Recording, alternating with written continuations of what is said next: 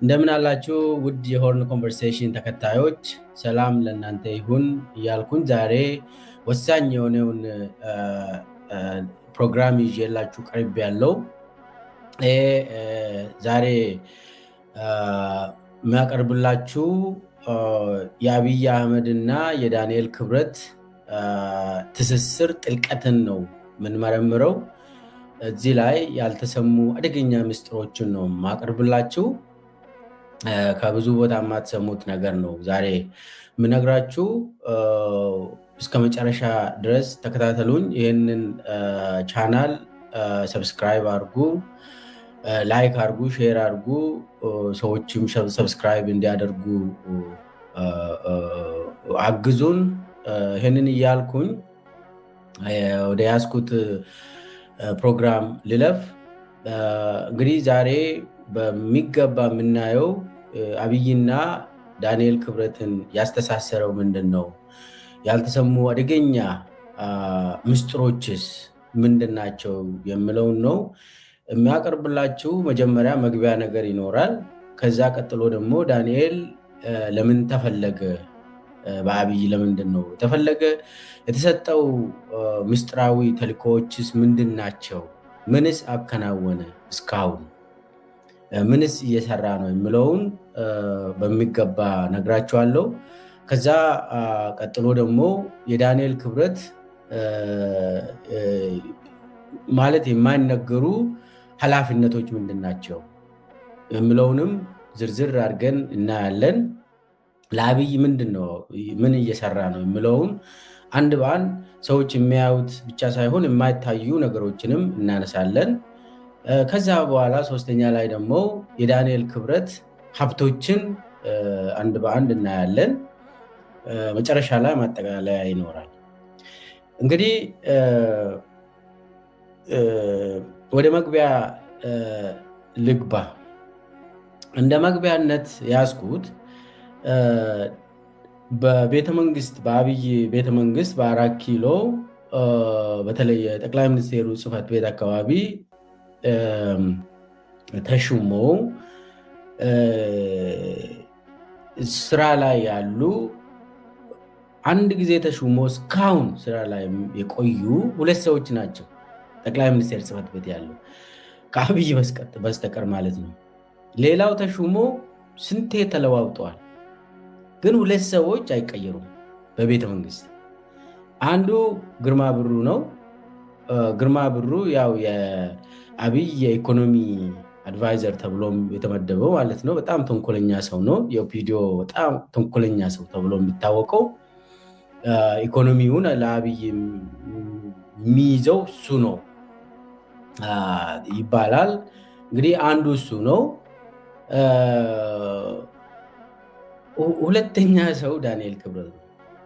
ዳንኤል ክብረት አንድ የተሾመ ከዛ ምንም ከዛ አልተለወጠም፣ እዛው ነው ያለ። ሌሎቹ እዛ አካባቢ ተሾሙ፣ ተለወጡ፣ ተባረሩ፣ እዚህ ግቡ ማለት አንድ ቦታ አያስቆይም አብይ።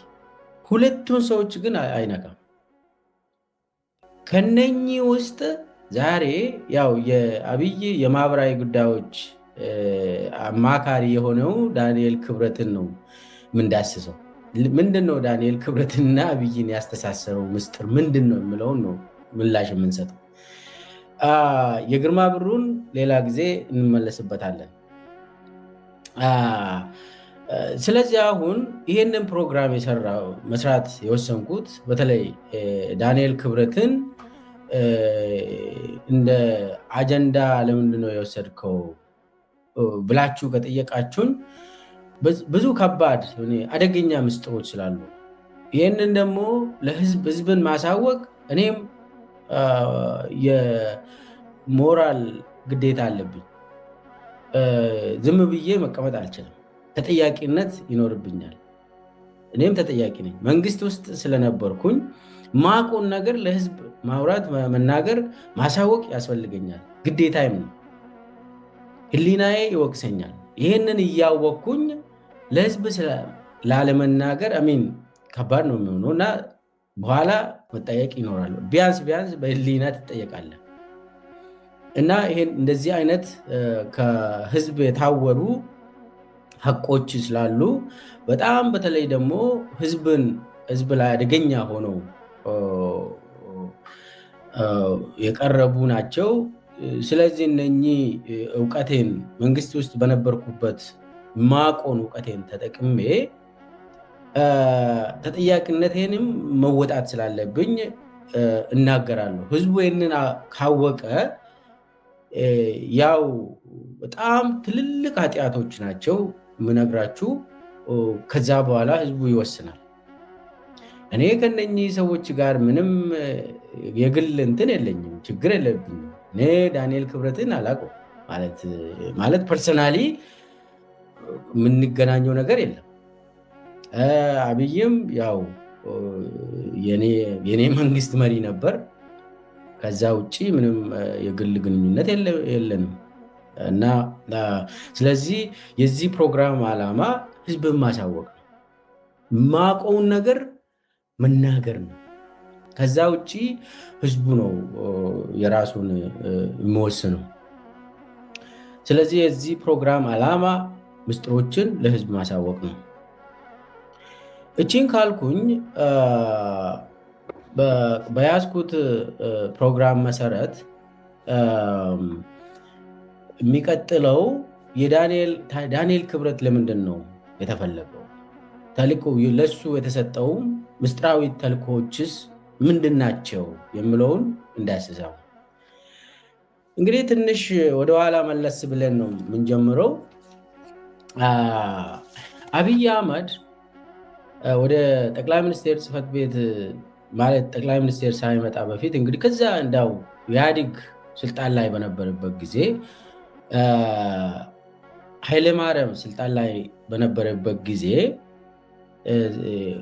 ነበር እንግዲህ ይሄ ነገር ጥንስሶ የተጀመረው። አብይ የሳይንስና ቴክኖሎጂ በነበረበት ጊዜ ሳይንስና ቴክኖሎጂ ሚኒስቴር በነበረበት ጊዜ አርቲስቶች ጋር ግንኙነት ነበረው። በተለይ አዲስ አበባ ላይ የሚታወቁ አርቲስቶች ከአብይ ጋር ግንኙነት ነበራቸው፣ ይገናኛል። እና ያኔ ነው ዳንኤል ክብረት ጋር ሳይንስና ቴክኖሎጂ ሚኒስቴር በነበረበት ጊዜ አርቲስቶች የተለያዩ ሰዎችን እዛ አካባቢ ማደራጀት ጀምሯል። ይገናኛል። ያው ያኔ እንግዲህ ብዙ አርቲስቶች የሚባሉ በስም አርቲስት የሚባሉ ሰዎች ከአብይ ጋር ግንኙነት ጀመሩ። ለምሳሌ አስተር በዳኔ የአብይ ገርል ፍሬንድ ነበረች። ያኔ እንግዲህ ብዙ ናቸው እዛ አካባቢ ከአብይ ጋር አብሮ የሚሰበሰቡት። በነገራችን ላይ አስተር በዳኔ አብይ ጠቅላይ ሚኒስቴር ሆኖም ቀጥታ ቤተመንግስት ያለምንም እንትን መግባት ሞክራ ነበር። እኔ መግባት አለብኝ ብላ አትከለክሉኝም ብላ ትንሽ እንትን ብላ ነበር። ከዛ በኋላ አይ እንደዚህ አይሆንም፣ እንደዚህ አታረጊ፣ ተረጋጊ እናት ምናምን ተብላ ትንሽ ልትረጋጋ ተደረገ። እዛ በኋላ የሆነ ሆኖ ብቻ ደጋፊ ሆና ቀጠለች እና አርቲስቶች ያኔ ነው መሰብሰብ የጀመሩት። ዳንኤል ክብረትም ያኔ ነው ከአብይ ጋር መገናኘት የጀመረው። ከዛ አብይ ያው ከሳይንስና ቴክኖሎጂ ሚኒስቴር ከተባረረ በኋላ ለማ መገርሳ ወደ ኦሮሚያ ብሔራዊ ክልላዊ መንግስት መጥቶ እንዲሰራ አይ በወያኔ ነው የተባረረ፣ ስለዚህ የትም ቦታ መሄድ የለበትም ኦሮሚያ መጥቶ ይቀጠር ተብሎ ተወሰነ። ወደ ኦሮሚያ ወሰደው ለማ። እንግዲህ ዛሬ ለማን በልቶ ለማን እንግዲህ ዛሬ ለማ ኢትዮጵያ ላይ በክብር መኖር የነበረበት ሰው እየተንገላታ ነው። ለማ መገርሳ በአብይ ክህደት እየተንገላታ ነው። አብይን ሰው ያደረገ ሰው እየተንገላታ ነው ዛሬ። አብይ ከተባረረ እንትን ቆሻሻ አውጥተው ሰው ያደረገ ማለት ይችላል ለማ መገርሳ። ለማ መገርሳ ግን ዛሬ ስቃይ ውስጥ ነው። እና ያኔ ወደ ኦሮሚያ ክልል መጥተው ተሾመ። ቀስ እያለም ያው ለማ የስልጣን ሰው አይደለም፣ ችግር የለብኝም ማንም ሰው ኢትዮጵያ መምራት ይችላል ብለው መንገዱን እንትን ከፈተለት። ያኔ እንግዲህ ኢትዮጵያዊነት ስሜትም አለው ተብሎ ስለተገመተ አብይ እንደዚህ አጭበርባሪ መሆኑ ማንም ሰው አላወቀም። ያኔ መንገድም ተከፈተለት። በዛ ያኔ እንትን አለ። እንግዲህ ወደ ከፍተኛው የኢትዮጵያ ስልጣን ማማ ላይ ሲወጣ አብይ የመጀመሪያ ጥያቄው የነበረው ሃይማኖትን መያዝ ነው። እንግዲህ ሃይማኖትን መያዝ ለምን ኢትዮጵያውያን በእምነት በሃይማኖት ይመራሉ? መንግስት ሳይሆን ሃይማኖት ነው ኢትዮጵያን የሚገዛ የሚለው ማንም አመራር ያውቃል። ይሄን የኢትዮጵያ መሪዎች ያውቃሉ። የኢትዮጵያ ሕዝብ እንደው ማለት የተማረ አብዛኛው እንግዲህ ፊደል አልቆጠርንም ኢትዮጵያውያን አብዛኛው እና በሃይማኖት ግን በጣም እንገዛለን። ስለዚህ የግድ እምነት ተቋማትን መያዝ ከዛ በኋላ ደግሞ መዋቅሩን መያዝ የሚል የአብይ ፕሮፖዛል ቀረበ። ያኔ ነው እንግዲህ የኢትዮጵያ ኦርቶዶክስ ቤተክርስቲያን በጣም ወሳኝ ነች እና ወያኔ ራሱ ኦርቶዶክስ ቤተክርስቲያንን አላሸነፋትም እና ምንድን ነው ምስጢሩ? ኦርቶዶክስ ቤተክርስቲያንን መያዝ አለብን ብሎ ፕሮፖዛል አቀረበ። ከዛ ኦርቶዶክስ ቤተክርስቲያንን መያዝ አለብን ብሎ የኦርቶዶክስ ቤተክርስቲያናትን ሀብቶችን መረመሩ። ከዚያ በኋላ መዋቅሩንም አዩ። አብይ ምንድን ነው ያለ? የኦርቶዶክስ ቤተክርስቲያንና መዋቅርን ኢህአዴግ መያዝ ስላልቻለው የኦርቶዶክስ አባቶች ኢህአዴግን ስላልተቀበሉ አይደለም፣ የኦርቶዶክስ ጳጳሳት ኢህአዴግን ስለተቃወሙ አይደለም፣ ዋናው መሰረቱ ማህበረ ቅዱሳን ነው ብሎ ደመደመ። ስለዚህ ማህበረ ቅዱሳን ከ1983 ልክ ኢህአዴግ ስልጣን እንደያዘ የተመሰረተ ድርጅት የቤተ ክርስቲያኒቷን ጀርባ አጥንት በመሆኑ አባቶችን መያዝ ሳይሆን ጳጳሳትን መያዝ ሳይሆን ቄሶችን መያዝ ሳይሆን ማህበረ ቅዱሳንን መያዝ ነው ወሳኝ ብሎ ደመደመ። ማህበረ ቅዱሳን እንግዲህ በጣም ወሳኝ ድርጅት ነው በኦርቶዶክስ መዋቅር ብሎ አቀረበ። ከዛ ማህበረ ቅዱሳን ነው ኢህአዴግን ጉሮሮ ለጉሮሮ ተናንቆ የነበረው። በማህበረ ቅዱሳን ምክንያት ነው ኢህአዴግ ኦርቶዶክስን ማሸነፍ ያቃተው። ስለዚህ ማህበረ ቅዱሳንን መያዝ ነው ያለብን። ወይ ማህበረ ቅዱሳንን መያዝና ስርዓታችን ውስጥ ማስገባት ወይ ደግሞ ማፍረስና ገንዘቡን መውሰድ አለ አብይ። ሁለት አማራጭ ነው ያቀረበው። እዛ ልክ ወደ ስልጣን ስመጣ የማህበረ ቅዱሳን ያኔ የቤተክርስቲያኒቷን አካውንት የባንክ አካውንት ተመረመረ። ከዛ የቤተክርስቲያኒቷን አካውንት የማህበረ ቅዱሳንን አካውንት የባንክ አካውንት ብሔራዊ ከንግድ ባንክ ከባንኮች ስታይ አብይ ደነገጠ። ይህንን የማውቀው ነገር ነው የምነግራቸው። አብይ ደነገጠ። እንዲህ እኔ ይህን አይል ቢሊዮን ገንዘብ ትልቅ ገንዘብ እኔ ያላማንኩ ማለት። ስለዚህ ማህበረ ቅዱሳን በጣም በጣም ሀብታም ነው። ገንዘብ ቢሊዮን እንግዲህ የአብዛኛውን እንትን ሀብቶችን የሚመራ ማህበረ ቅዱሳን ነው። እነኚህ አባቶች ከላይ የምናያቸው ጳጳሳት ምንም ስልጣን የላቸውም። ዋናው ስልጣን ማህበረ ቅዱሳን እጅ ነው ያለ ብሎ ደመደመ። ስለዚህ ሁለት አማራጭ ነው ያለናል። አንድ ወይ ማህበረ ቅዱሳንን መያዝ፣ የእኛ ደጋፊ ማድረግ፣ እኛ ራሳችን ማሽከርከር መቻል አለብን፣ ወይ ደግሞ ሙሉ በሙሉ ማፍረስና ገንዘቡን መውረስ አለ። ሁለት አማራጭ ቀረበ። ከዛ በኋላ ሁለቱ አማራጮች እንግዲህ ማህበረ ቅዱሳን ገንዘቡ ትልቅ ነው አለ። ኦኬ ወደ ማፍረሱና ገንዘቡን ወደ መውሰዱ ሳንሄድ በፊት ሰውን እንፈልጋለን። እዛ የምናውቀው ሰዎች አሉ። ኦልሬዲ ዲያቆን ዳንኤል ክብረት አለ። ስለዚህ ዳንኤል ክብረት አፕሮች እናድርግ ተባለ። ዳንኤል ክብረት አፕሮች ተደረገ። ከኛ ጋር ትሰራለህ ወይ ተባለ። ኧረ እኔ ከመንግስት ጋር ቤተ መንግስት ገብቼ እሰራለሁ አለ። እሰራለሁ እኔ አብይን አውቀዋለሁ አለ። አብይ እኮ ብሎ በቃ የተባረከ ሰው ነው ብሎ ተቀበለ። እኔ እሰራለሁ አለ። ከእናንተ ጋር እሰራለሁ አለ። ባህል እንግዲህ በጣም ነው የምንፈልገው፣ አንተን እንፈልግሃለን ተብሎ ተጠራ። ከተጠራ በኋላ ምንድን ነው የተባለው?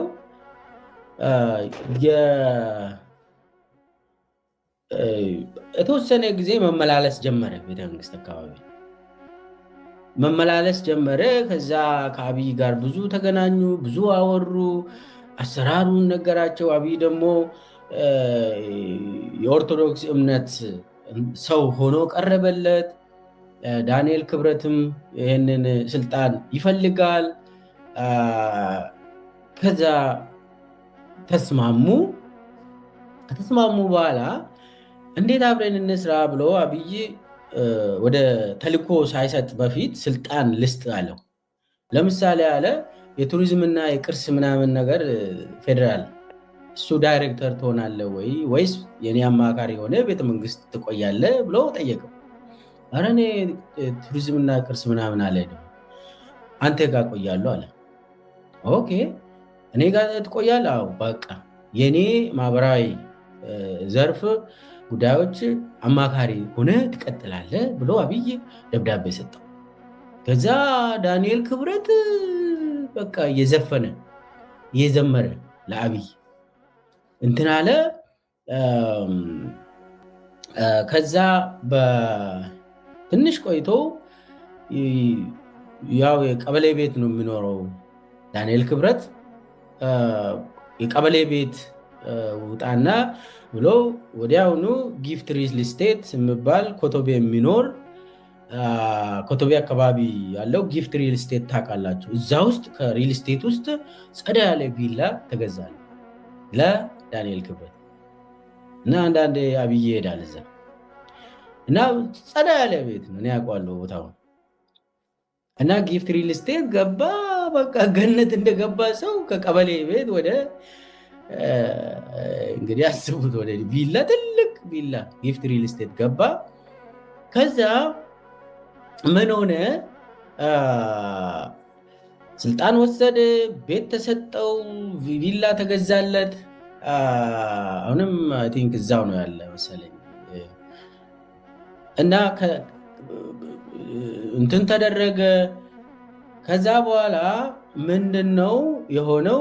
ዳንኤል ክብረት ደግሞ በራሱ ፕሮሰስ ሰዎችን አዘጋጅቶ የመጀመሪያውን ከአብይ ጋር ሲገናኙ ሰዎችን አዘጋጅቶ እምብልታ ይዞ የተለያዩ እንትኖችን መለከት ምናምን ሁሉ ይዞ አስይዞ አብይ ያለበት አስመትቶ አስነፍቶ አንተን ንጉስ ብለው በእምብልታ በመለከት በምን እንትን አደረገው። ቄሶችን ከገጠር አምጥቶ ፕሮሰስ ተደረገለት። ቄሶችን አምጥቶ እንትኑ ፕሮሲዲንግ እንትኑ ያው ዝግ ነው እና በእምብልታ በመለከት ፕሮግራሙን ያው የንግስና ፕሮሰስ ዳንኤል ክብረት በአቅም ቄሶችን አምጥቶ በገጠር ይህንን ፕሮግራም እንትን አደረገ። አብይ ተደሰተ። በቃ አብይ ነገስኩ አለ። ነገስኩ፣ ዳንኤል ክብረት አስነገሰኛል። እና ያኔ ያሆነ ያው እንደምታስታውሱት የሆነ ጊዜ የትግራይ ጦርነት ጊዜ የሆኑ ቄሶች መጥቶ ቤተመንግስት አካባቢ እሷ ወጣለች። አንድ ቄስ ለአብይ ቅዳሴ አድርጎ አብይ ምናምን እያለ ያችን የሚያደርጉ ዳንኤል ክብረት ነው።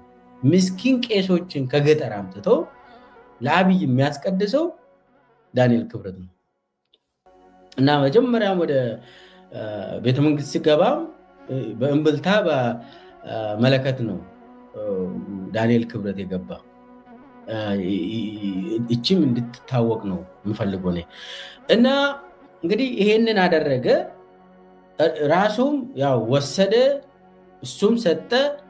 በዚህ መልክ ተቀራረቡ። አሁን ተጃለሱ፣ የምስጢር ሰው ሆኑ።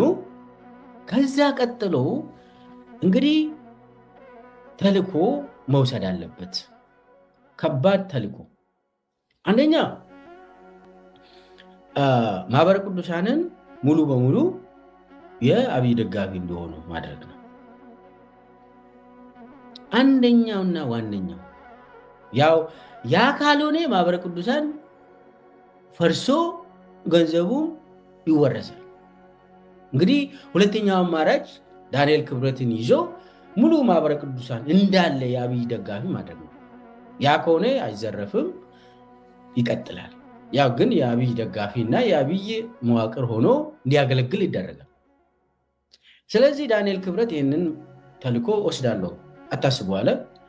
ከዚያ ቀጥሎ ደግሞ ውጭ ሀገር የሚኖረው የቤተክርስቲያኒቷ ቅርንጫፍ ዲሲ የነበሩ ጳጳስ ወደ ሀገር እንዲገቡ ዳንኤል ነው ረከመንድ ያደረገው። ወደ ሀገር ይግቡ እሳቸው ዲሲ የነበሩ አባት እና ጳጳሳት እና እሱን እናስታርቅና ቤተክርስቲያኒቷን ወደ አንድነት እንመልሳለን፣ ከዛ እኔ ስራዬን እሰራለሁ አለ ዳንኤል።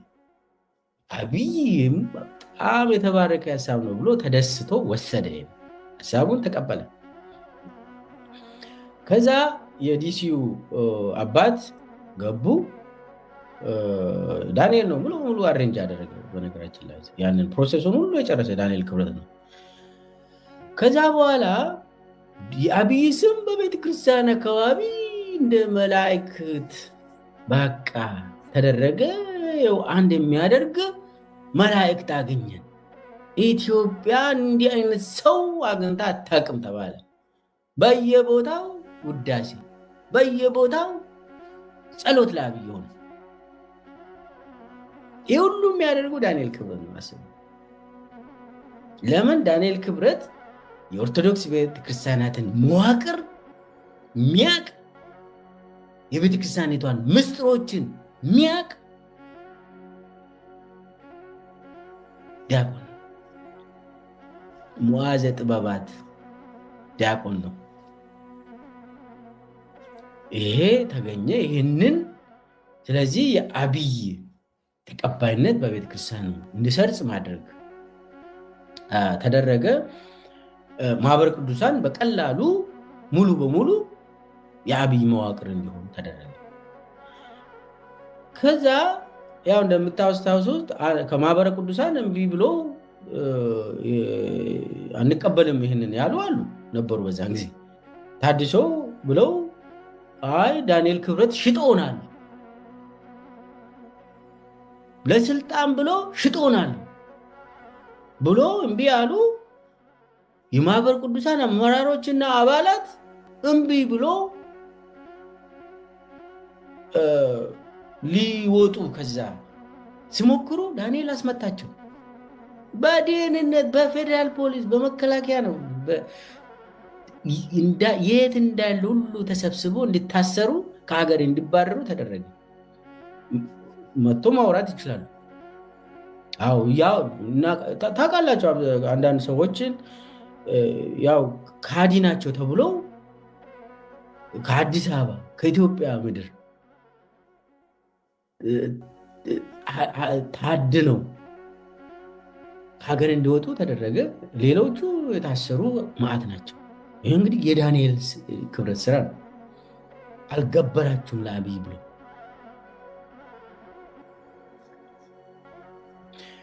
ስለዚህ ያ ከአብይ ጋር አንድ ሆኖ ማህበረ ቅዱሳንን ይዞ ለአብይ አስረከበ። ከዛ ምንድን ነው ያደረገው አብይ ለዳንኤል ክብረትን ልክ እንግዲህ ይሄ ልክ አብይ ወደ ስልጣን እንደመጣ ጥቂት ወራት ውስጥ ነው ይህ ሁሉ የሚሆነው። አብይ ምንድን ነው ያደረገ? አምባሳደሮችን መሾም አለብን። እነኛ አምባሳደሮች ግን መምጣት ያለባቸው ከማህበረ ቅዱሳን ይሁኑ ብሎ ለዳንኤል ክብረት ተናገረ። ዳንኤል ክብረት በቃ ይህ እኮ ነው፣ ኢትዮጵያ እኮ የኛ ነች እኮ፣ የኦርቶዶክስ ሆነች እኮ፣ የማህበረ ቅዱሳን ሆነች ብሎ ተደስቶ የተወሰኑ ሰዎችን ከማህበረ ቅዱሳን ሰጠ፣ አምባሳደር ሆኖ እንዲሾሙ። ኢትዮጵያ ውስጥ አይደለም፣ ትቀልዳላችሁ። አብይ እንደዛ አይነት ሰው አይደለም። ከማህበረ ቅዱሳን የተወጣጡ አምባሳደሮች እኔ አስታውሳለሁ ወደ 80% የሚሆኑ ያኔ የተሾሙ አምባሳደሮች በዳንኤል ክብረት አማካኝነት ነው አምባሳደር ሆኖ። ለነገሩ በዛን ጊዜ ብዙ አምባሳደር ሆኖ የሚሾሙት እኮ ዋጋ የለም። አምባሳደር ነው ተውት። እና አምባሳደሮች የማህበረ ቅዱሳን ባክግራውንድ ያላቸው በዳንኤል ክብረት የሚመሩ ሆኖ ከተረጋገጠ ብለው ወደ 80% የሚሆኑ በዛ ያኔ የተሾሙ አምባሳደሮች፣ ሌሎቹ ከዛም በፊት የነበሩ የኢህአዴግ የወያኔ ተብሎ ተባሮ አዳዲስ አምባሳደሮች የተሾሙት በዳንኤል ክብረት አማካኝነት ነው። ለምን? ዳንኤል ክብረት ይህ ቤተክርስቲያኒቷን ምስጢሮችን ለአብይ ስላስረከበ።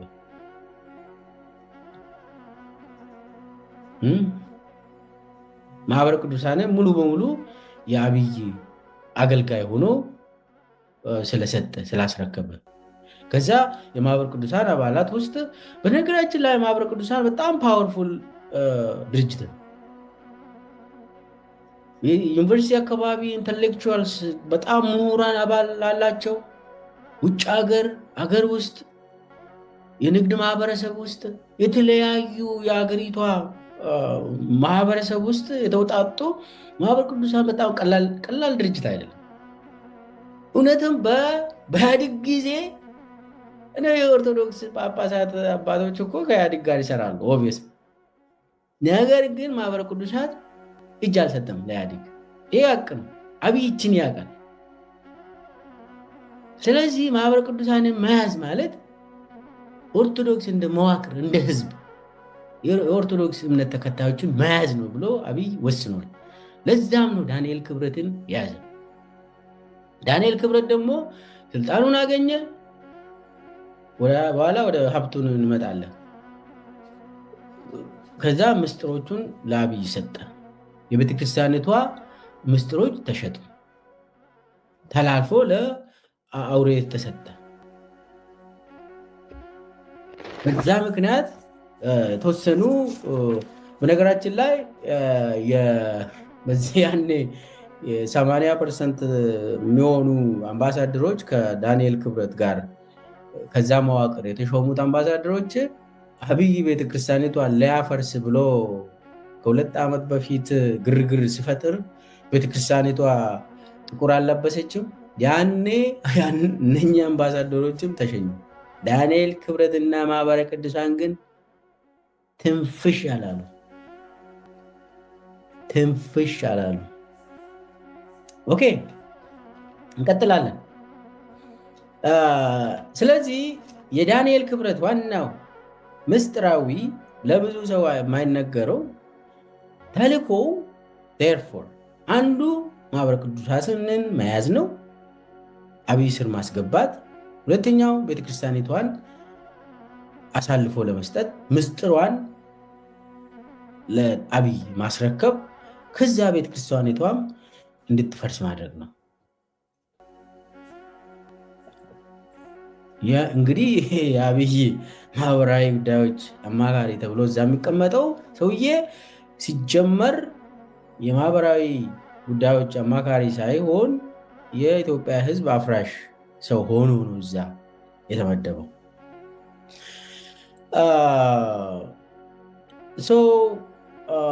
ከዛ በኋላ እንግዲህ ልክ ቅድም ያልኩት አብይ ሲጀመር ከአርቲስቶች ጋር ከምናምን ጋር ሳይንስና ቴክኖሎጂ በነበረበት ጊዜ ጀምሮ ከአርቲስቶች ጋር ግንኙነት ነበረው። በዛ ምክንያትም ብሔራዊ ቲያትር ይመላለሳል። አንዳንድ ግጥም ምሽት ምናምን ነገር አለ እዛ ግጥሞች የሚነበቡት እንትን እና የኪነ ጥበብ ምናምን ነገር አለ። ስሙን አላውቅም፣ ብቻ ግን ምሽት የሚነበብ ግጥም ነበር ያኔ እና አብይ ወደ ስልጣን መጥተው ይነበባል። በግጥም ምሽት እዛ አካባቢ በብሔራዊ ቲያትር የሚደረገው አብይን የሚወድሱ ግጥሞች ይነበባሉ ለአርቲስቶች። ያንን እሱን የሚያደርገው ዳንኤል ክብረት ነበር። አብይ አንጋሽ ሆኖ ስለቀረበ ውዳሴዎች ደግሞ እንዲኖሩ ሁሉም በአርቲስቶቹ አካባቢ የአብይ ተቀባይነት እንዲኖርና አርቲስቶች ሙሉ በሙሉ አዲስ አበባ ላይ የሚገኙ ኢትዮጵያ ውስጥ የሚኖሩ አርቲስቶች አብይ ስር እንዲገቡ ነው የዳንኤል ክብረት ስራ እና ያንን አከናወነ። አሁን አዲስ አበባ ላይ አርቲስቶች አብይ ላይ አይናገሩም። አብዛኛው ሰው ለምን ተይዟል? በተለያዩ መዋቅር ዳንኤል ክብረት የሚመራ መዋቅር አለ። ስለዚህ ሰብሰብ አድርጎ የአርቲስቶችን እጅ ጠምዝዘው አብይ ስር ያስገባ በጣም ወሳኝ ሰው ነው ዳንኤል። ከዛ እንግዲህ ኦርቶዶክስ እምነትን ሙሉ በሙሉ ሸጠ።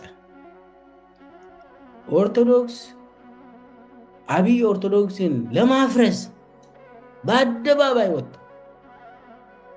እንትን ስል ማህበረ ቅዱሳን ጥስ አላለ፣ ትንፍሽ የለም። ዳንኤል ክብረት ምንም አላወራም። ቤተ ክርስቲያኒቷ ሐዘን ለብሳ አስታውሱት እስቲ አብይ የሚያደርገው ያኔ መዋዘ ጥበባት ዲያቆን ዳንኤል ክብረት ምንም የሱ እንግዲህ ማህበረ ቅዱሳን እንግዲህ አስቡ በኢህአዴግ ጊዜ ስርዓቱ ጋር እንደው ተናንቆ የነበረው እጅ ያልሰጠው ድርጅት ቤተክርስቲያኒቷ እንባ በእንባ ስትሆን ጥቁር ስትለብስ ሰው ሲጋጭ ሰው ሲሞት ሰው እርስ በርስ በተለያየ እንትን ጉዳይ ተከፋፍሎ እንትን ስል አንድነት ይሻላል ብሎ እንኳን መግለጫ አልሰጠም። አስቡት እንግዲህ ኦርቶዶክስ ሙሉ በሙሉ አብይ መዋቅሩ በማህበረ ቅዱሳን በኩል ለአብይ አስረከበ እና ሄዶ የኦርቶዶክስን ሙሉ በሙሉ ኦልሞስት የአብይ መዋቅር እንዲሆን ክብሩ ማለት የኦርቶዶክስ እንደ ተቋም እንዳይቆይ ነፃ ሆኖ እንዳይቆይ አደረገ። በተለይ ማህበረ ቅዱሳን ድሮም አባቶች ብዙ አይገፉም ብለናል፣ ብዙ አይጋፈጡም ብለናል። እንግዲህ ከፖለቲከኞቹ ጋር በተለይ ደግሞ ከአብይ እንደዚህ አይነት ሰው ጋር በጣም ፑሽ አድርጎ እንደዛ አያደርጉም። ከጀርባ ሆኖ ማህበረ ቅዱሳን ነበር። ያንን ደግሞ ሙሉ በሙሉ አስረከበ። ሽጦ ራሱ ስልጣኑንና ሀብቱን ተረከበ። በዛ እንትን አደረገ። አሁን ከዚያ በኋላ ደግሞ ኦርቶዶክስ ሙሉ በሙሉ በአብይ እጅ በተለይ ማህበረ ቅዱሳን በአብይ እጅ ከገባ በኋላ ያው የትግራይ ጦርነትም ተካሄደ። ከትግራይ ጦርነት መልስ ደግሞ አማራ ህዝብና አብይ ተጣሉ። አማራ ህዝብና አብይ አህመድ ሲጣሉ የዳንኤል ክብረት ዋጋ ዳግም ጨመረ።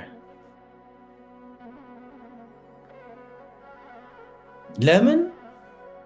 ዳንኤል ክብረት በኦርቶዶክስ ቤተክርስቲያን አካባቢ ብዙ ደና ነገር ስለሰራለት ለአብይ አማራ ህዝብ ጋር አብይ ስጣላ የዳንኤል ክብረት በጣም ወሳኝ ሰው ሆኖ ቀረበ። እንደገና ባለፈው ደጋግሜ እንዳልኳችሁ ኦዲፒ ማዕከላዊ ኮሚቴ በነበርኩበት ጊዜ ኦሮሚያ አካባቢ ዳንኤል ክብረት እኮ የሃይማኖት ሰው ነው፣ ምን ይሰራል ሰው ያው ሃይማኖት ብሎ ያው ሰው የሚያየውን ነገር ነው የሚያወራ እንጂ ከጀርባ ምስጢሮችን አያውቅም። ዳንኤል ወደ ቤተክርስቲያን ይመለስ ብሎ ሰው ይጠይቃሉ ወደ ኦሮሚያ አካባቢ እዛኔ። ከዛ ያንኑ የሰማ ነው ከዞን ከወረዳ ምናምን የሰማ ነው ዳንኤል ክብረት ሃይማኖታዊ ሰው ነው፣ የሃይማኖት ዲያቆን ነው፣ ወደ ቤተክርስቲያን ይመለስ ተባለ ብለን ለአብይ እንትን ስናስተላልፍ አብይ ምንድነው ያለን? ኧረ በእናታችሁ ይሄ ኦዲፒ ተብላችሁ 55 ከእናንተ ሙሉ አንድ ዲያቆን ዳንኤል ክብረት እመርጣለሁ አለ። ይሄ መጨረሻ ጉዳይ ነው። ስለዚህ ኦዲፒ ዋጋ እንደሌለው ዳንኤል ክብረት ብቻውን ሆኖ 54 ሰውን እንደሚበልጥ ተነገረን። በቀጭን እንግዲህ በአፉ በአብይ ይህንን ሰማን። ያ እንግዲህ አስቡት። ከዛ በኋላ አብይና አማራ ህዝብ ስጣሉ በተለይ ከትግራይ ጦርነት መልስ የዳንኤል ክብረት ዋጋ ውድ ሆነ እንደገና። ከዛ በኋላ ያው ብዙ ነገር ነው፣ እሱም በጣም ጥልቀት ያለው ነገር ነው። አማራ ህዝብን እንዴት መከፋፈል እንደሚቻል፣ እንዴት ማድረግ እንደሚቻል አብይን የሚመክር አማራ ህዝብን አውቃለሁ ብሎ አማራን እንዴት ማዳከም እንደሚቻል በውስጥ የሚያወራ እንግዲህ ስትራቴጂስት ሆኖ ቀረበለት። አማራን የሚያዳክም ነው ትልቅ የሀገር ስትራቴጂስት ሆኖ ዳንኤል ክብረት ቀረበ። በዛ ምክንያትም ስራዎችን ይሰራል። አሁን ጀዊሳ ምንጥስዮ ምናምን ብሎ ህዝብን የሚሰድበው የዘር ጥላቻን የሚረጨው ዳንኤል ክብረት ነው። አብይ ጀዊሳ የሚባል ቃልም አያውቅም። የዳንኤል ክብረት እና ምንድነው አኑ በኦርቶዶክስ የጀመረው ወደ አማራ ለወጠው። በዛ እንትን ተልኮ ወስዶ እየሰራ ነው ዳንኤል ክብረት። ህዝብን እያዳከመ ህዝብን የመበተን ይሄ በአካባቢያዊነት ወሎ፣ ጎጃም፣ ጎንደር፣ ሸዋ ምናምን ተብሎ ህዝብ እንዲጋጭ እንዲጠራጠር፣ በዛ መሰረትም የመዋቅር ለውጥ እንዲሆን የዳንኤል ክብረት አስተዋጽኦ አለበት። አሁን ዳንኤል ጎጃሜ ነው ምናምን ሰው ይላል። እኔ የሰማሁት ያኔ ዳንኤል ማን ነው ብለን ስናጣራ ያው ወሎ እንደተወለደ ባህር ዳር እንዳደገ ችግር የለውም። የትም ቦታ ትወለዳለህ፣ የትም ቦታ ታድጋለህ። ነገር ግን የተወለድክበትና ያደግክበትን ህዝብ ማጋጨት ክፉ ሰው ነው። የትም ቦታ እንደ አጋጣሚ የሆነ ቦታ ተወልጃለሁ፣ ያም ሰው ነው፣ ሌላም ሰው ነው። የአዲስ አበባ ህዝብም ሰው ነው፣ ትግራዊም ሰው ነው፣ አማራ ህዝብም፣ ኦሮሞም፣ ሶማሌም ሰው ናቸው። እንደዚህ አይደረግም። ሰውን ማጋጨት ለስልጣን ብለው አማራ ህዝብን ከፋፍሎ ስትራቴጂስት አያስደርግም። ክፉ ሰው ነው፣ ኃጢአት ነው። ዳንኤል ክብረት በኦርቶዶክስ ቤተክርስቲያን ላይ የጀመረውን ኃጢአት ወደ አማራ ህዝብ ወሰደው። ከባድ ነው።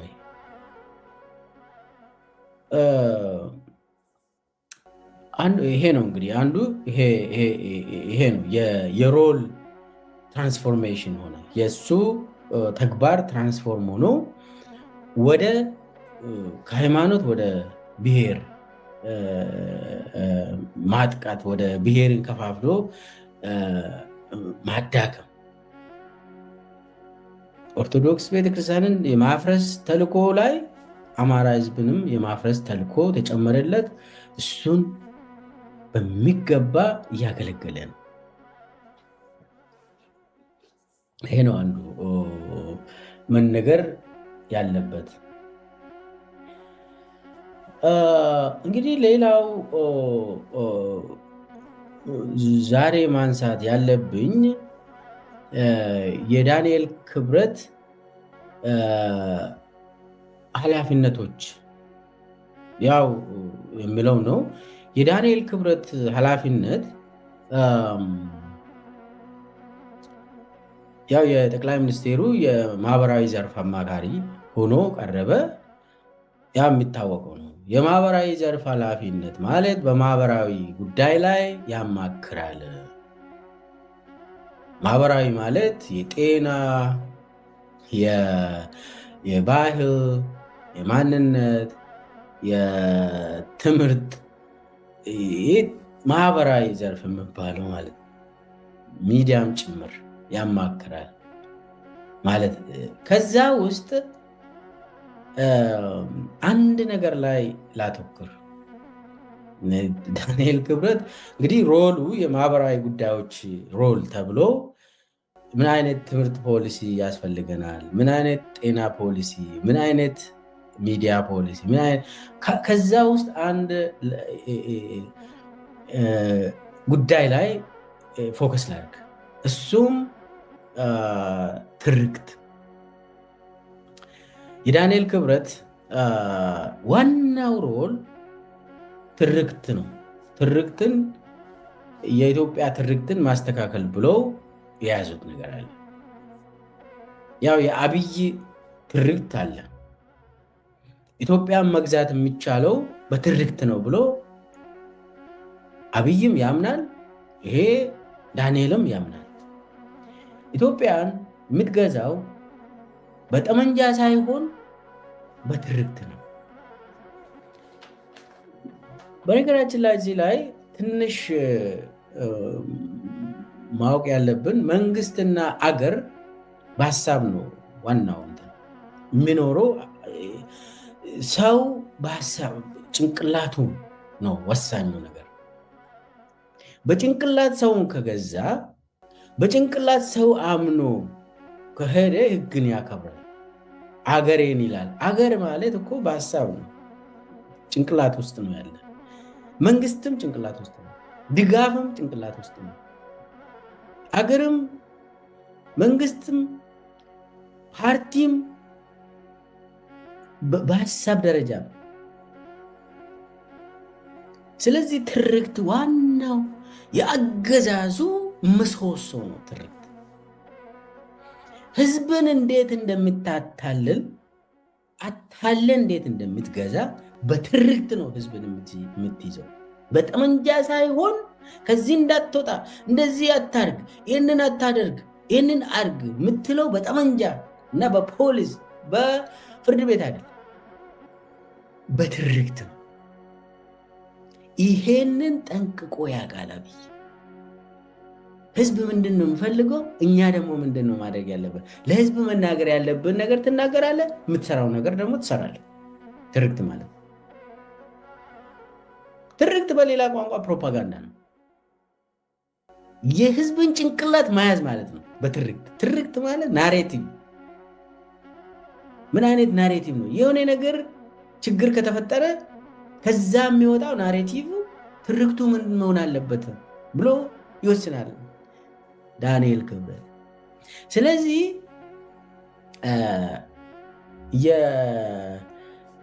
የዳንኤል ክብረት ሌላው የወሳኝ ስራ ዳንኤል የትርክት የኢህአዴግ የብልጽግና ወይ ደግሞ የአብይ ትርክት አዘጋጅ ዋና አዘጋጅ እና አስፈጻሚ ነው። እንትኑን ያስተባብራል፣ እንትኑን አደራጅቶ ይመራል። ስለዚህ የትርክት የአብይ ትርክት የብልጽግና ትርክት ያቀናብራል፣ እንዲፈጸምም ያደርጋል፣ ከዛም ይከታተላል፣ ፊድባክም ይሰጣል። ስለዚህ የብልጽግና ትርክቶች ሲኢኦ ነው ማለት ትችላላችሁ። ዋናው የብልጽግና ትርክት ያደራጃል፣ ይቀምማል፣ ያሰራጫል፣ እንዲፈጸም ያደርጋል፣ ይገመግማል፣ ለአብይም መልሶ ይነግራል። የትርክት ዋና ኃላፊ ነው። ይህንን ትርክት እንግዲህ ኮንተንቱ አሁን አብይ ኢትዮጵያ ይላል ሁልጊዜ፣ ሰውን ሲገልም ኢትዮጵያ ይላል፣ ሲያጋጭም ኢትዮጵያ ይላል፣ ሲወርም ትግራይን ሲወር ኢትዮጵያ ይላል፣ ትግራይ ላይ ጄኖሳይድ ሲያካሂዱ ኢትዮጵያ ይላል። ዳንኤል ክብረት ያው ብዙ ፕሮግራሞች ተሰርቷል ትግራይ ላይ ጄኖሳይድ ሲያውጅ። አሁን ደግሞ አማራ ክልል ላይ እያከናወነ፣ ኦሮሚያ ክልል ላይ እያከናወነ በትርክት ነው። ዋናው ነገር ከዛ ነው የሚጀምረው ለማለት ነው። ትርክቱን የሚያዘጋጀው የእልቂት ትርክትን የሚያዘጋጀው ዳንኤል ክብረት ነው ለአብይ። አብይ የምጽፋቸው፣ አብይ የምናገረው፣ አብይ የሚያነበውን ዳንኤል ክብረት ነው የሚያዘጋጀው።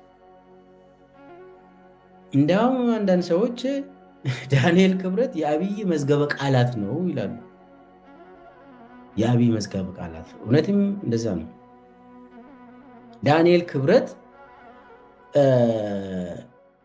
ሙሉ ትርክቱን ይቆጣጠራል፣ አጀንዳ ሴት ያደርጋል። ይህ ማለት እኮ የፕሮፓጋንዳ ዋና ስራ አስኪያጅ ነው ዳንኤል ክብረት። ሙሉ የፕሮፓጋንዳ የስርዓቱ ፕሮፓጋንዳ የቁንጮ ዋና ኃላፊ ዳንኤል ክብረት፣ የብልጽግና የፕሮፓጋንዳ አዘጋጅና ሙሉ አቅራቢ አስፈጻሚ ዳንኤል ክብረት ነው። ይህ ትርክት የሚባለው ፕሮፓጋንዳ ነው፣ የአብይ ፕሮፓጋንዳ። ስርዓቱ የሚጠቀመው ዋናው የጦር መሳሪያ ነው። በነገራችን ላይ ሰው ብዙ ያላገኘ አብይ አህመድ የሚጠቀመው ትርክትና ፕሮፓጋንዳ ስልት ከባድ ነው። ብዙ ኢንቨስት ያደረገበት ብዙ ዶላር የሚከፈሉበት ይሄ ትርክትና ፕሮፓጋንዳ ነው። ከጦር የበለጠ ኢንቨስትመንት የሚደረገው የፕሮፓጋንዳ ዘርፍ ነው። በነገራችን ላይ እሱን ሌላ ቀን በሚገባ የፕሮፓጋንዳ መዋቅር አደረጃጀቱ፣ ባጀቱ፣ አሰራሩ ሌላ ቀን በዝርዝር እንሄድበታለን። ለአሁኑ ትርክቱን የሚቆጣጠረው ትርክቱን የአብይ ትርክቶችን ተቆጣጥሮ የሚያቀርበው ዳንኤል ክብረት ነው። እንግዲህ ይሄ ትርክትን ሲያዘጋጅ ዳንኤል ብቻውን ነው ወይ ብላችሁ ትጠይቃላችሁ። ነው፣ እሱ ብቻውን አይደለም። አብይ የሚጠቀመውን በተለይ በኢትዮጵያ ስም የሚምለው አብይ እነኚህ ትርክቶችን ከዛ ደግሞ ወደ መደመር ይወሰዳል። ስለዚህ የመደመር ፖለቲካ ትርክት፣ የመደመር ፕሮፓጋንዳ በጣም የሰውን ጭንቅላት የሚመቱ ፕሮፓጋንዳዎች የሚዘጋጁት በነ ዳንኤል ክብረት። ዳንኤል ክብረት ሰዎች አለው። በነገራችን ላይ ማህበረ ቅዱሳን ወሳኝ ድርጅት ነው። ዳንኤል ክብረት ማህበረ ቅዱሳንን አብይ ስር ሲያስገባ የተወሰኑ ሰዎችም ከዛ የተወጣጡ የትርክት ቀማሚዎች፣ አዘጋጆች፣ አጀንዳ ሴተር ሆኖ ከዳንኤል ጋር ሆኖ ይህንን የሚያዘጋጁ አሉ ለአብይ። የብልጽግና አጠቃላይ የብልጽግና ፕሮፓጋንዳ አዘጋጆች ዳንኤል ክብረት ይዞ የመጣ ሰዎች አሉ።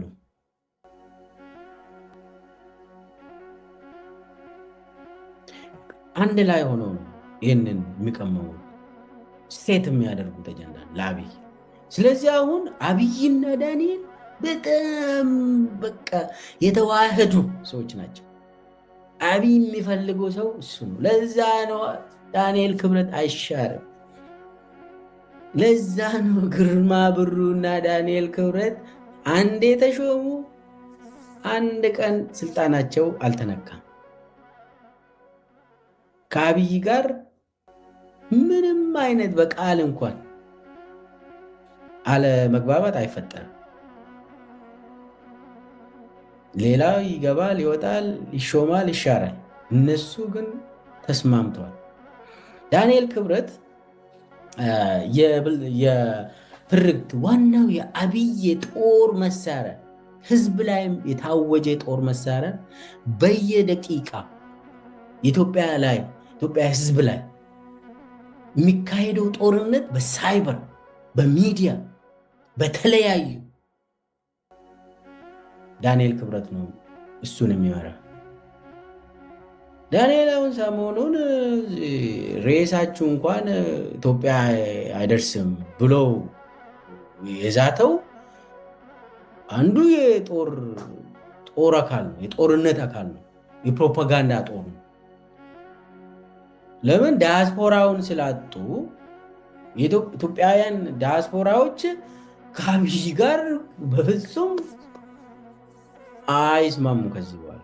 ያ ስለታወቀ ሬሳችሁ እንኳን አይመለስም፣ እኛን ካልደገፋችሁ፣ አብይን ካልደገፋችሁ ሬሳችሁ አይመጣም፣ እዛው በአሜሪካ እዛው በአውሮፓ ብሎ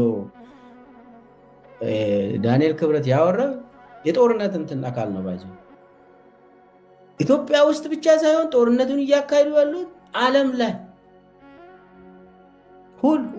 ላይ ጦርነት እያካሄዱ ነው። ይሄኛው የፕሮፓጋንዳ የናሬቲቭ የትርክት ጦርነት ነው፣ የፕሮፓጋንዳ ጦርነት ነው። ወሳኝ ጦርነት ነው ደግሞ ይሄ። ለምን? የምታጠቃው ጭንቅላትን ነው። አስቡት እንግዲህ እንደው ሬሳ ላይ አይገባም ማለት ሬሳ።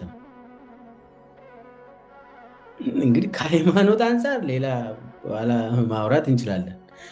እንደው ሰው ስለሆንክ እንደው ሬሳችሁን እናንገላታለን፣ ስለዚህ ደግፉን ማለት በጣም ነውር ነው። ይሄ ከቤተ ክርስቲያን በኩል በር ላይ ያለፈ ሰው አይመስለኝም፣ እንደዚያ ይባላል። ስለዚህ ይህንን ትርክት ስለሚመራ አጠቃላይ የአብይ የስነ ልቦና ጦርነት ስለሚያካሄድ አብይ ዋናው ጦርነቱ የስነ ልቦና ነው፣ የጭንቅላት ጦርነት ነው። ሰውን የማንበርከክ ጦርነት የጭንቅላት ጦርነት ነው። ዋናው ጦርነት ሳይኮሎጂ ዎር ነው። ሳይኮሎጂካል ዎር ነው የሚያካሄደው። የእሱ ቺፍ ነው ዳንኤል ክብረት።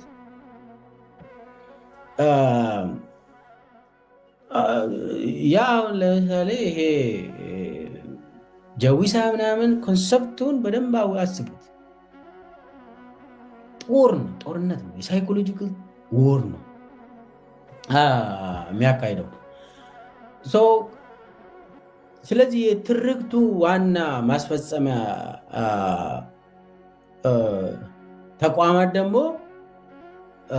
ዋናው ሚዲያ ነው። ሌላው ትምህርት ቤት ነው። ሌላው ቤተክርስቲያናት፣ የመስጊዶች፣ የሃይማኖት ተቋማት ናቸው። ሌላው ደግሞ በየጊዜው ስብሰባዎችን እያካሄደ የሚያሰራጭ እንደ ስልጠና ነገር ነው። ለዛም ብሎ ነው አሁን ዳንኤል ክብረት የኢትዮጵያ ብሮድካስቲንግ ኮርፖሬሽን ቦርድ ሰብሳቢ ነው። ዳንኤል ክብረት የኢቢሲ ቦርድ ሰብሳቢ ነው። ኢቢሲ ማለት ቁጥር 1 የብልጽግና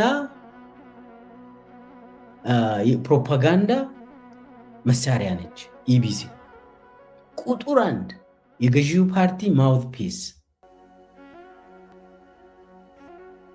የብልጽግና አፍ ማለት ነው ኢቢሲ። የኢቢሲ ቦርድ ሰብሳቢ ዳንኤል ክብረት ነው። ሌሎቹንም ሚዲያዎችም ፋናም እሱንም ዳንኤል ራሱ ነው የሚመራ። በነገራችን ላይ አንድ ትርክት ሲመጣ ወይ ደግሞ አዳዲስ ነገሮችም ሲመጡ ወይ ደግሞ አጀንዳዎች በጣም በፍጥነት እየሄዱ ያሉ አጀንዳዎች ሲመጡ መጀመሪያ ጆርናሊስቶችን፣ አርቲስቶችን ይሰበስባል። ዳንኤል ከአብይ ጋር ያወሩና ጋዜጠኞችን ይሰበስባል፣ አርቲስቶችን ይሰበስባል። ከዛ በቀጥታ ይሄ ነው፣ እንደዚህ ነው፣ በዚህ መልክ ነው የምታሰራጩት ብሎ አቅጣጫ ይሰጣል። ትርክቱን ለመያዝ ናሬቲቭን ለአብይ እንዲመች፣ ለአብይና ለብልጽግና እንዲሆን ተደርጎ ነው ፍሬም የሚደረጉ። አጀንዳ ሴት ያደርጋሉ። ስለዚህ ያንን የሚያደርገው ዳንኤል ክብረት ነው። አጀንዳ ሴተር። አሁን በቤተ መንግስት አካባቢ በሚኒስቴር ደረጃ እነ ብለኔ ስዩም ምናምን የምትጽፈው አብይ ፖስት የሚያደርገው ሙሉ ሙሉ በዳንኤል ክብረት በኩል ነው የሚወጣ። ዳንኤል ክብረት ነው ያንን ሁሉ የሚያዘጋጀው። በነገራችን ላይ ብለኔ ያለች እንደ ሰሞኑን ጽፋ ተናግራ አታውቅም ብዬ ነው። እና የአብይ የኢትዮጵያ ትርክት አዘጋጅና አሰራጭ ዋና ኃላፊ ሆኖ ለመደመር ለብልጽግና የሚሰራ ወሳኝ ሰው ነው ዳንኤል ክብረት። ይህንን ደግሞ ብቻውን ሳይሆን በጣም ታዋቂ ሰዎች ሁሉ ይሳተፋሉ ከዳንኤል ጋር እና ለዛም ሆኖ ነው እንግዲህ የኢቢሲ የተለያዩ ሚዲያዎችን እንዲቆጣጠር፣ እነሱን እንዲመራ፣ አቅጣጫ እንዲሰጥ፣ በየጊዜው የሆነ ችግር ከተፈጠረ ሙሉ በሙሉ ያንን ለአብይ እንዲመች አድርጎ እንዲያቀርቡ ያደርጋል። ስለዚህ ዳንኤል ክብረት ስልጣኑ ከባድ ነው ለማለት ነው። ዳንኤል ክብረት አሁን ኢህአዴግ ለምሳሌ አሁን በኢህአዴግ ጊዜ የነበረው የትርክትን የሚቆጣጠር በረከት ስምኦን ነበር። ያ ሁላቸው የሚታወቁት በጣም በረከት ስምኦን በጣም ኖሌጅ አለው፣ ያነበበ ሰው ነው እና በረከት ስምኦን ነው ይሄ የትርክት ጉዳይን የሚቆጣጠረው እኔ እስከማውቀው ድረስ ነው። ለብዙ ጊዜ የመንግስት ኮሚኒኬሽን ኃላፊ ነበር። ነገር ግን የሚጻፉ ነገሮች እንትኑን ጋይድ ስርዓቱን ጋይድ የሚያደርጉ ትርክቶችን በረከት ሰሞን ዛሬ የበረከት ሰሞን ቦታ ወስዶ የባሰ አደገኛ ሆኖ የቀረበው ዳንኤል ክብረት ነው። እኔ በረከት ሰሞን በጣም ሪስፖንስብል ሰው ነው፣ ሎጂካል ሰው ነው። እኔ እስከማውቀው ድረስ ከኢህአዴግ ጋር ስለሰራ ያው የኢህአዴግን ችግር አብሮ ይወስዳል። እኔ ኢህአዴግና ብልጽግናን አወዳድር ከተባልኩኝ ታውቃላችሁ እኔን አቋም። ኢህአዴግ ቢያንስ ሪዝነብል ነው። እንዲህ ኧረ ተው አይገናኝም፣ በቃ አይገናኝም። ይሄኛው እኮ ፋሽስት እኮ ነው። ይሄ ብልጽግና ፋሽስት እኮ ነው። ዳንኤል ክብረት ፋሽስት ነው። እና ይህንን ዳንኤል ስልጣኑ ከባድ ነው። ለምን? የአብይ ባለውለታ በመሆኑ ስልጣኑ ከባድ ነው። እንግዲህ የአገርን ትርክት መቆጣጠር፣ የአገርን ፕሮፓጋንዳ መቆጣጠር። አሁን እኮ ትርክት ያስፈልጋል። አዎ፣ ነገር ግን ትርክት የምፈለገው ህዝብን አንድ የሚያደርግ ትርክት ነው። ህዝብ ሰላምን የሚሰብክ ትርክት ነው፣ ትምህርት ነው፣ ሚዲያ ነው የሚያስፈልግ። ወንድማማችነትን የሚሰብክ ትርክት ነው የሚያስፈልግ። ጠላትነትን የሚሰብክ ትርክት አይደለም በአገር ደረጃ የምታስተላልፈው። እንደ ዳንኤል ክብረት ህዝብና ህዝብ መካከል ጠላት እንዲሆን፣ አማራና ትግራዊ ጠላት እንዲሆን፣ በአማራ ራሱ ተከፋፍሎ አንዱ የሌላ ጠላት እንዲሆን ማድረግ ትርክት እንደዚህ አይነት ነው ለሀገር የሚፈይደው። የሚያሳዝን የአሁኑ ትርክት የብልጽግና ትርክት እና የእሱ ኃላፊዎች እነ ዳንኤል ክብረት ስራ በጣም አደገኛ ነው። በጣም አደገኛ ነው። ደግሞ ይሄ ያው ሚዲያውን አርቲስቱን ምኑን ይቆጣጠራል። ከዛ ደግሞ እንትን አለው ምንድነው ዳንኤል ክብረት የሚመራው አንድ የዓመቱ በጎ ሰው ሽልማት ምናምን አዘጋጅ ራሱን አድርጎ የዓመቱ የኢትዮጵያ በጎ ሰው የሚመርጠው ማን ነው? ዳንኤል ክብረት። የኢትዮጵያ ትርክት ኃላፊ፣ የብልጽግና ትርክት አዘጋጅና አቅራቢ፣ የኢትዮጵያ በጎ ሰው ሽልማት ሰጪ ዳንኤል ክብረት። አስቡት፣ ኢትዮጵያ እንደው የራሷ ሽልማት አላት። እሱ ሌላ ጊዜ የሚመጣ በትክክል የሚሰጥ ሽልማት ይመጣል። ያው የዳንኤል ክብረት ግን በጣም አደገኛ ነው። የእሱ ስራ በጣም አደገኛ ነው እያልኩኝ ሌላው የሚቀረው ይሄ ትርክቱን አልጨረስኩም። ሌላው ደግሞ የዳንኤል ክብረት ሀብቶችን አልዘረዘርኩም። ማጠቃለያም ዛሬ አልሰጥም። በሚቀጥለው ፕሮግራም የትርክቱን አካል ጨርሼ የዳንኤል ክብረት ሀብትንና አጠቃላይ ማጠቃለያ እሰጣለሁ። ሰላም ጤና ስጥልን። ይሄ የክፍል 2 የአብይ አህመድ እና የዳንኤል ክብረት ትስስር ጥልቀቱን የሚዳስስ ፕሮግራም ነው። የመጀመሪያውን ፕሮግራም ኦልሬዲ አስተላልፍ ያለው አይታችኋል። ይሄኛው ክፍል 2 ነው። በጣም ያልተሰሙ ሌሎቹ አደገኛ ምስጢሮችን ነው እዚህ ላይ የምናወራ።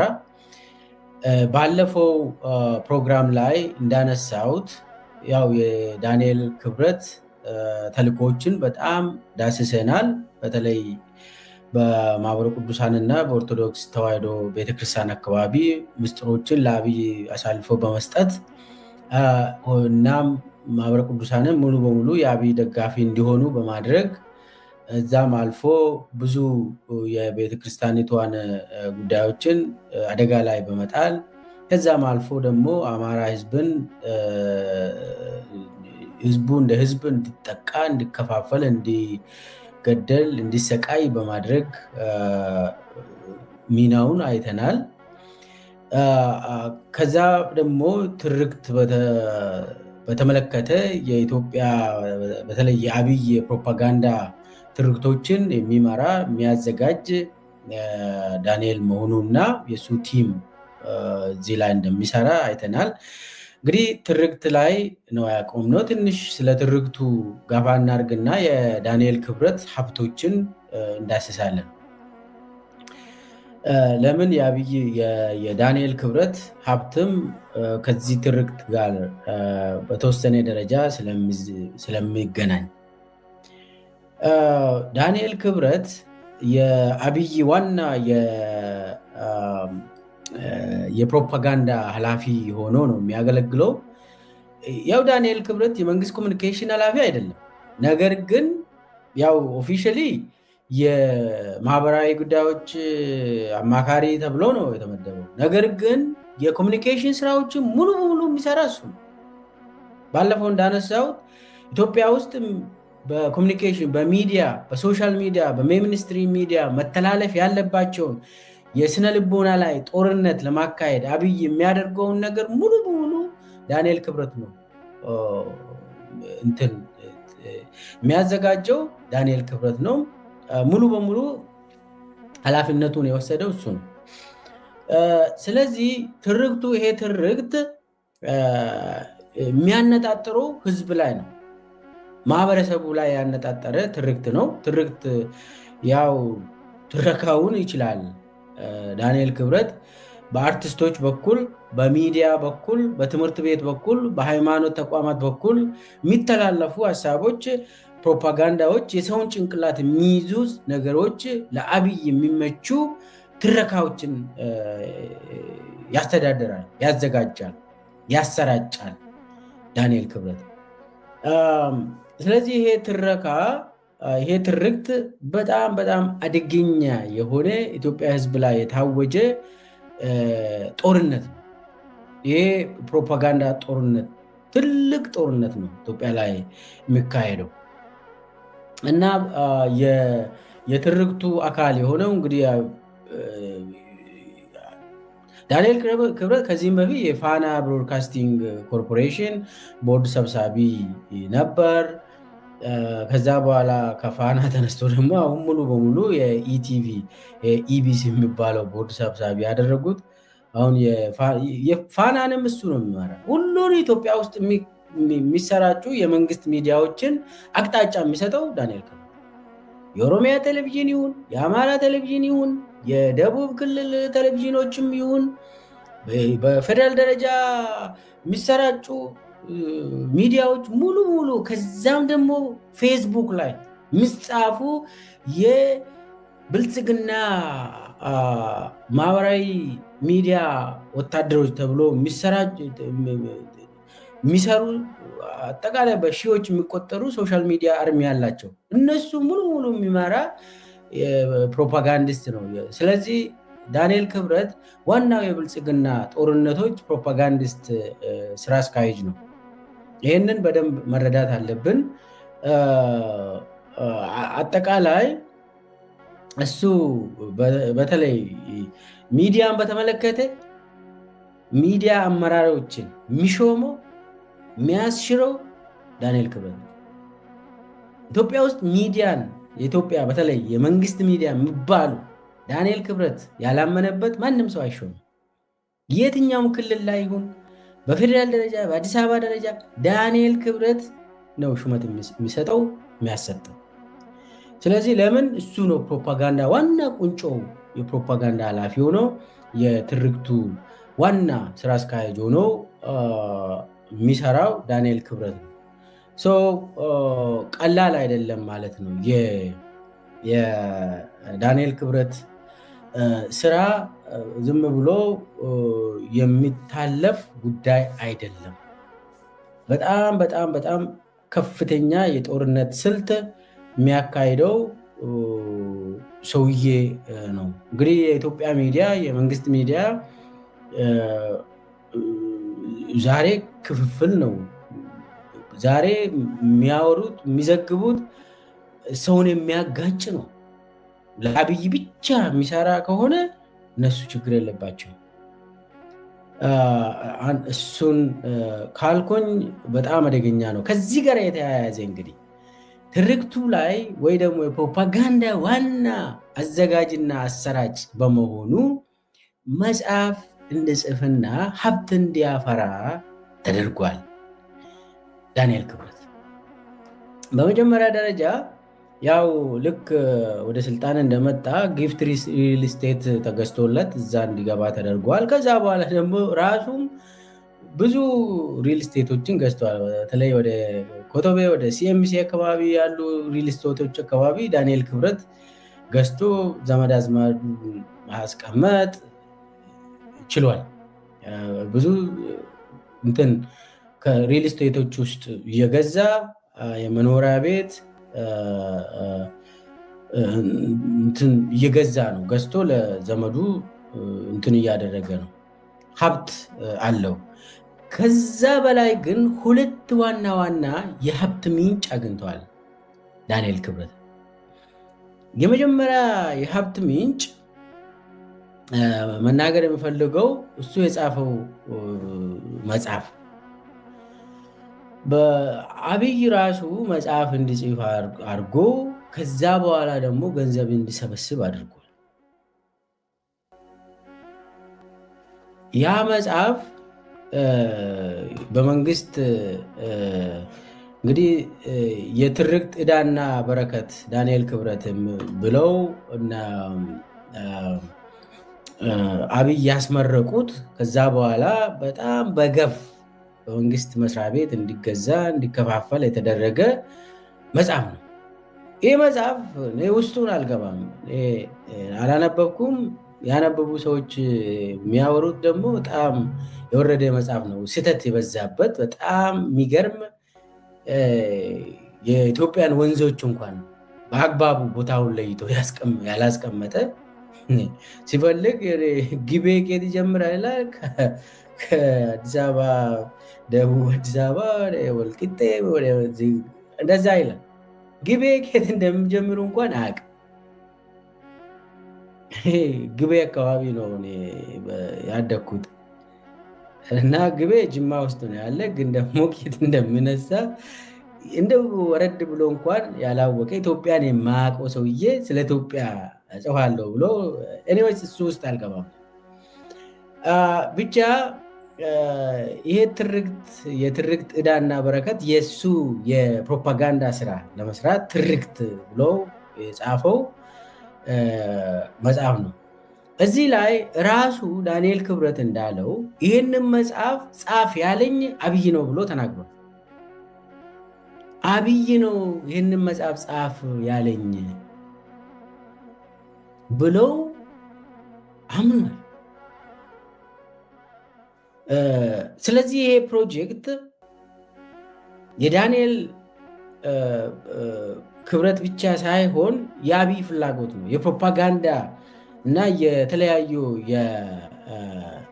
የመደናበሪያ ሆኖ እንዲያገለግል እና የአብይን ስርዓት ልክ ከኢትዮጵያ ጋር ለማያያዝ የስልጣን ጥማቱን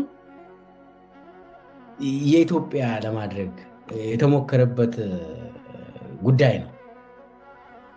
ስለዚህ ይሄ መጽሐፍ ልክ ተጻፈ፣ ምረቃው ላይ ማንም ሚኒስቴር እንዳይቀር ተደርጎ ሁሉም የመንግስት አመራሮች እንዲሳተፉ ተደርጎ የግድ የመንግስት አመራር ሙሉ እንዲሳተፍ ተደርጎ መጥቶ እንዲመርቁ እንዲገዙ፣ ከዛ ደግሞ የኢትዮጵያ መንግስት የክልልም ይሁን ሁሉም ከተሞች ሰራተኞች እንዲገዙ በመንግስት መዋቅር ተገዝቶ እንዲከፋፈል ተደረገ። ካያችሁ የእሱ የመጽሐፉ ምረቃ ላይ የኢትዮጵያ መሪዎች የቀሩት አንድም ሰው የለም። ሁሉም መሪዎች ተሳትፏል። እና ከዚህ የምትረዱት ምንድን ነው? ዳንኤል ክብረት መጽሐፍ እንድጽፍ ያዘዘው አብይ ራሱ፣ ከዚያ በኋላ ደግሞ ምረቃው ላይ ራሱ ሂዶ አብይ ራሱ ሂዶ አስመረቀው። ማንኛውም ኢትዮጵያ እንዲገዛ ብሎ አቅጣጫ ሰጠ። የመንግስት መዋቅር ሙሉ በሙሉ ካያችሁ ከመከላከያ ሰራዊት እስከ ፌዴራል ፖሊስ፣ ከብሔራዊ ደህንነት እስከ ክልል አመራሮች ሁሉ እዛ ላይ ነበሩ። ሁሉም እዛ ላይ ነበሩ። ከአማራ ክልል ፕሬዝዳንት እስከ ኦሮሚያ ክልል ሽመልስ ሁሉም እዛ ላይ መጽሐፉ ሲመረቅ ነበሩ። ከዛ በኋላ ደግሞ እንዲገዙ ተደረገ። ስለዚህ የዳንኤል ክብረት መጽሐፍ በአብዛኛው የተገዛ በመንግስት መዋቅር ነው፣ በመንግስት መስሪያ ቤት ነው፣ በከተሞች ነው። አስቡት እንግዲህ ይሄ መጽሐፍ የአብይ ፍላጎት ስለሆነ በአብይ አቅጣጫ ስለተጻፈ ያው ስሙ እዛ ላይ ዳንኤል ራሱ ጽፏል። ያው ግሩፕ ሆኖ ነው የሚጽፉት፣ ግን ደግሞ አብይን የሚጠቅም ነገር ብሎ ነው ያስመረቁት። ከዛ ግዢው ላይ ሽያጩ ላይ የመንግስት መዋቅር እንትኑን ተረከበ። ስለዚህ ስርጭቱም የመንግስት መዋቅር ነው ያሰራጨው። በክልል ደረጃ፣ በዞን ደረጃ፣ በወረዳ፣ በከተሞች በሁሉም አቅጣጫ እንዲሸጥ ተደረገ እና መንግስት ነው ስፖንሰር ያደረገው እና በዚህ ከፍተኛ ገንዘብ አገኘ። በጣም የሚገርም ገንዘብ አገኘ። ሀብታም ሆኖ ቁጭ አለ። እንደምታስታውሱት የመጀመሪያ የአብይ መጽሐፎችን ስጻፉ ግሩፖች አሉ የጻፉት። የእሱ መደመር ትውልድ ምናምን ትስዮ ምናምን ብሎ አብይ ጻፈ የተባለው ግሩፕ አሉ የሚጽፉት። ሽያጩ ላይ ግን ዳንኤል ሲያቀናብር ሲመራ ነበር። ሽያጩ ይሄ ከስርጭቱ ላይ ወደ ከክልል እስከ ኤምባሲዎች ሲያሰራጭ ነበር ዳንኤል። በነገራችን ላይ አብይ የሚገርም ነው። የመጀመሪያ መጽሐፉ የሁለቴ ነው የታተመው። አንዱ የህትመት አንድና ሁለት ሆኖ የመደመር የሚባለው የመጀመሪያ መጽሐፍ ሲታተም የመጀመሪያ ኤዲሽኑ ራሱ አውቃለሁ እኔ ራሴ የመጀመሪያውን መደመር ሽጫለሁ። ካድሬ ስለነበርኩኝ በዛን ጊዜ ኦዲፒ ማዕከላዊ ኮሚቴ ስለነበርኩኝ ኢሉባቦር መቱ ላይ ነው የተመደብኩት። እዛ ነው እጄ የመደመር መጽሐፉን ያስመረኩት ከፍተኛ ኃላፊነት እና አውቃለሁ። በዛን ጊዜ የሚገርም መከላከያ ሰራዊት ነው፣ በኦራል ነው የአብይ መደመር የሚሰራጨው በየዞኑ በኦራል መኪና በመከላከያ መኪና ነው የሚሰራጨው እና አጠቃላይ የሚገዙ ደግሞ በመንግስት ባጀት ነው፣ መንግስት መዋቅር ነው። ልክ እንደዛው የዳንኤል ክብረትም በመንግስት ባጀት ነው የተገዛ። የአብይም በመንግስት ባጀት በህዝብ ባጀት ነው የተገዛ፣ ተገዝቶ ለሰው የተከፋፈለው። አስቡት። እና የአብይ መጽሐፍ መደመር ተጽፎ በመንግስት ተሰራጨ። አስመራቂዎች እኛንን ገንዘብ ተሰብስቦ ዳንኤል ነው በዛን ጊዜ ገንዘቦችን ሙሉ ተሰብስቦ ወደ አብይ አካውንት እንዲገባ የተደረገ የመጀመሪያው መደመር መጽሐፍ ተመርቆ ፈርስት ኤዲሽኑ ማለት ነው አስታውሳለሁ ወደ 800 ሚሊዮን ብር ነው የተሸጠ። 800 ሚሊዮን ብር ተሽጦ የት ነው የገባ? ቀጥታ በአብይ ስም የተከፈተ አካውንት። ከዛ ሁለተኛ ኤዲሽን ሲመጣ አይ በአብይ አካውንት ባይሆን ይመረጣል ተባለ። ወደ ሌላ አካውንት እንዲገባ ተደረገ እና ከዛ በኋላ ያንም ዳንኤል ክብረት በጣም አግዞታል አብይን። ዞሮ ዞሮ ግን ከዛ ዳንኤል ክብረት ተምሮ የዳንኤል ክብረት መጽሐፍ ታትሞ በመንግስት መዋቅር ተገዝቶ በመንግስት ባጀት በህዝብ ባጀት ተገዝቶ ሲሰራጭ ገንዘቡ በዳንኤል ክብረት የተከፈተ አካውንት እንዳይገባ ተደረገ። ዳንኤል ክብረት በዳንኤል ክብረት ስም አንድች ሀብት አታገኙም። አሁን የት ነው ይሄ ሁሉ ገንዘብ የገባ ብላችሁ ጠይቁ። ዳንኤል በፍጹም በራሱ የተከፈተ የባንክ አካውንት እዛ ውስጥ ምንም አይነት አያስገባም። ደሞዙን ብቻ ነው የምታገኙት እዛ ከሄዳቸው። ያው እንደምታውቁት ዳንኤል ክብረት የራሱ መኪና የለውም። የመንግስት መኪና እንኳን ተመድቦለት እሱን አይጠቀምም ዳንኤል ክብረት። ያው በሚኒስቴር ማዕረግ የጠቅላይ ሚኒስቴሩ የማህበራዊ ዘርፍ ኃላፊ አማካሪ ነው። በሚኒስቴር ማዕረግ ደሞዝ አለው፣ መኪና አለው፣ 1 2 3 መኪና ይመደብለታል።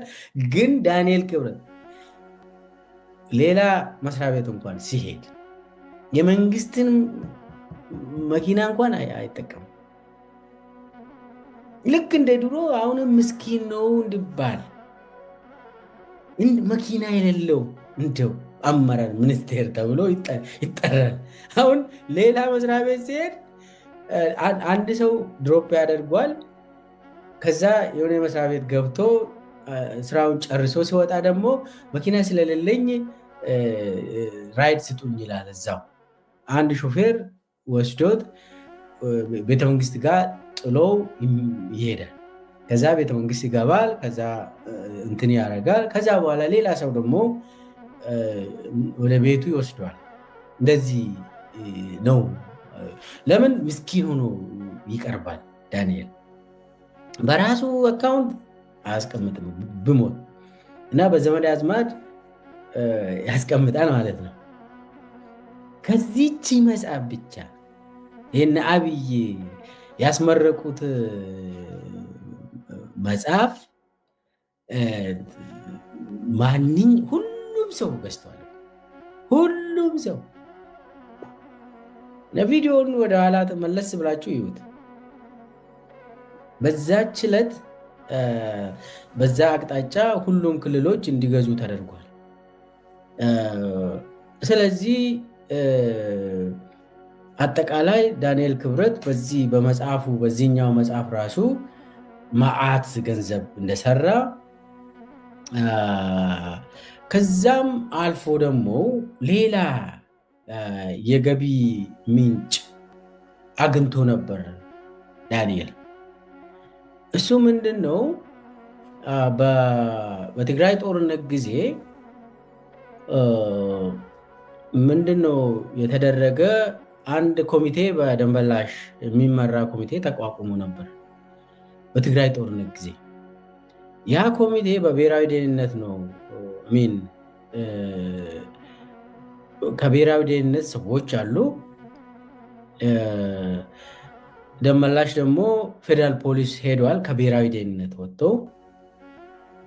ስለዚህ ወዲያውኑ ምንድነው የተደረገ? ያ ኮሚቴ ፌዴራል ፖሊስ አለበት እና እንትናም አሉ ፍትህ ሚኒስቴር በዛን ጊዜ የነበረው ብርሃኑ ጸጋ የነበረበት እነኚህ አንድ ላይ ሆኖ በኋላ ተመስገንም የገባበት ይሄ ኮሚቴ የትግራይ አመራሮች እና ጀነራሎች ሀብት ተፈላልጎ ይወረስ ተባለ። የትግራይ ባለሀብቶችም ሀብት እንዲወረስ ተደረገ። ያ ኮሚቴ ምንድን ነው ያደረገው? የትግራይ ባለሀብቶች ህዋቶች ናቸው። የትግራይ ጀነራሎችም ሀብት አላቸው አዲስ አበባ ላይ። ስለዚህ እነኚህ ሀብት ተፈላልጎ እንዲወረሱ ማድረግ አለብን ተባለ። ከዛ ተወሰነ። በዚህ በኮሚቴ የሚመራ ጉዳይ ነው። ስለዚህ ምንድን ነው የተባለው? ሀብት የሚጠቅም ሰው ባንክ አካውንትም ይሁን የተደበቀ ሀብትም ካገኘና ሰው ከጠቆመ 40%ን ይወስዳል ጠቋሚ ሰውየው ተባለ። ስለዚህ ለምሳሌ የትግራይ ተወላጅ ሀብት አለው ብለህ የምትገምት ከሆነ ያ ሀብት ደግሞ ለህዋት የሆነ ነው ብለህ የምታስብ ከሆነ ያው ሁሉም ትግራይ ተወላጅ ህዋት ተብሎ አለ በዛን ጊዜ። ስለዚህ የሚወረሰው የትግራይ ህዝብ ነው። የትግራይ ተወላጅ ሙሉ እንዲወረስ ይደረጋል፣ ተደርጓል። በዛ መሰረት ጠቋሚ ሰው 40%ን ይወስዳል ገንዘቡ፣ ከባንክም ይሁን ህንፃም ይሁን ምኑ ይሁን። ያኔ ያው የታወቀ ነው፣ ብሔራዊ ደህንነት ነው ይህንን ስራ የሚሰራ። ለይቶ እክሌ አንተ ጠቁም ይባላል። እክሌ ይጠቁማል። ከዛ በኋላ ከሀብቱ 40% ይወስዳል። ለምሳሌ 300 ሚሊዮን የሆነ አካውንት ላይ እንዳለ ሰው ነግሮኛል። የአካውንት ደግሞ እንደዚህ እንደዚህ ነው፣ የሰውየው ስም ደግሞ እንደዚህ ነው ብለህ ከጠቆምክ ከ300 ሚሊዮን 40%ን እዛው ትወስዳለህ። የሆነ ህንፃ 22 አካባቢ አግኝቻለሁ ብለህ ትጠቁማለህ። ከዛ በኋላ እሱን 40%ቱ የኔ ነው ትላለህ።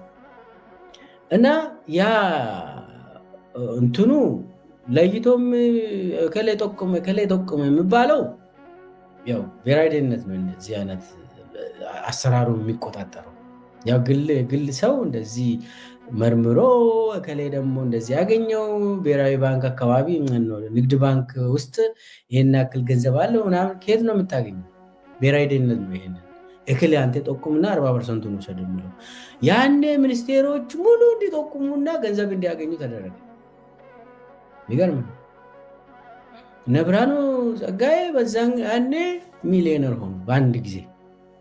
እነ ደንበላሽ ያኔ ነው እንግዲህ ዳንኤል ክብረት ብዙ ገንዘብ እንዲሰራ የተደረገው። ብዙ ሚሊዮን ገንዘብ እንዲሰራ ተደረገ። በቃ ብዙ ጥቆማዎች እንዲሰራ እና ለምን በዛን ጊዜ የፕሮፓጋንዳ ዋና ኃላፊ ስለነበር የትግራይ ህዝብ ላይ ያነጣጠረ የፕሮፓጋንዳ ትርክት ብሎ ይተርካል ሰውየው። ትርክቱን ስለሚቆጣጠር ያኔ ሪዋርድ ሆኖ እንደ ሽልማት ብዙ ጥቆማዎች እንዲወስድ ተደረገ።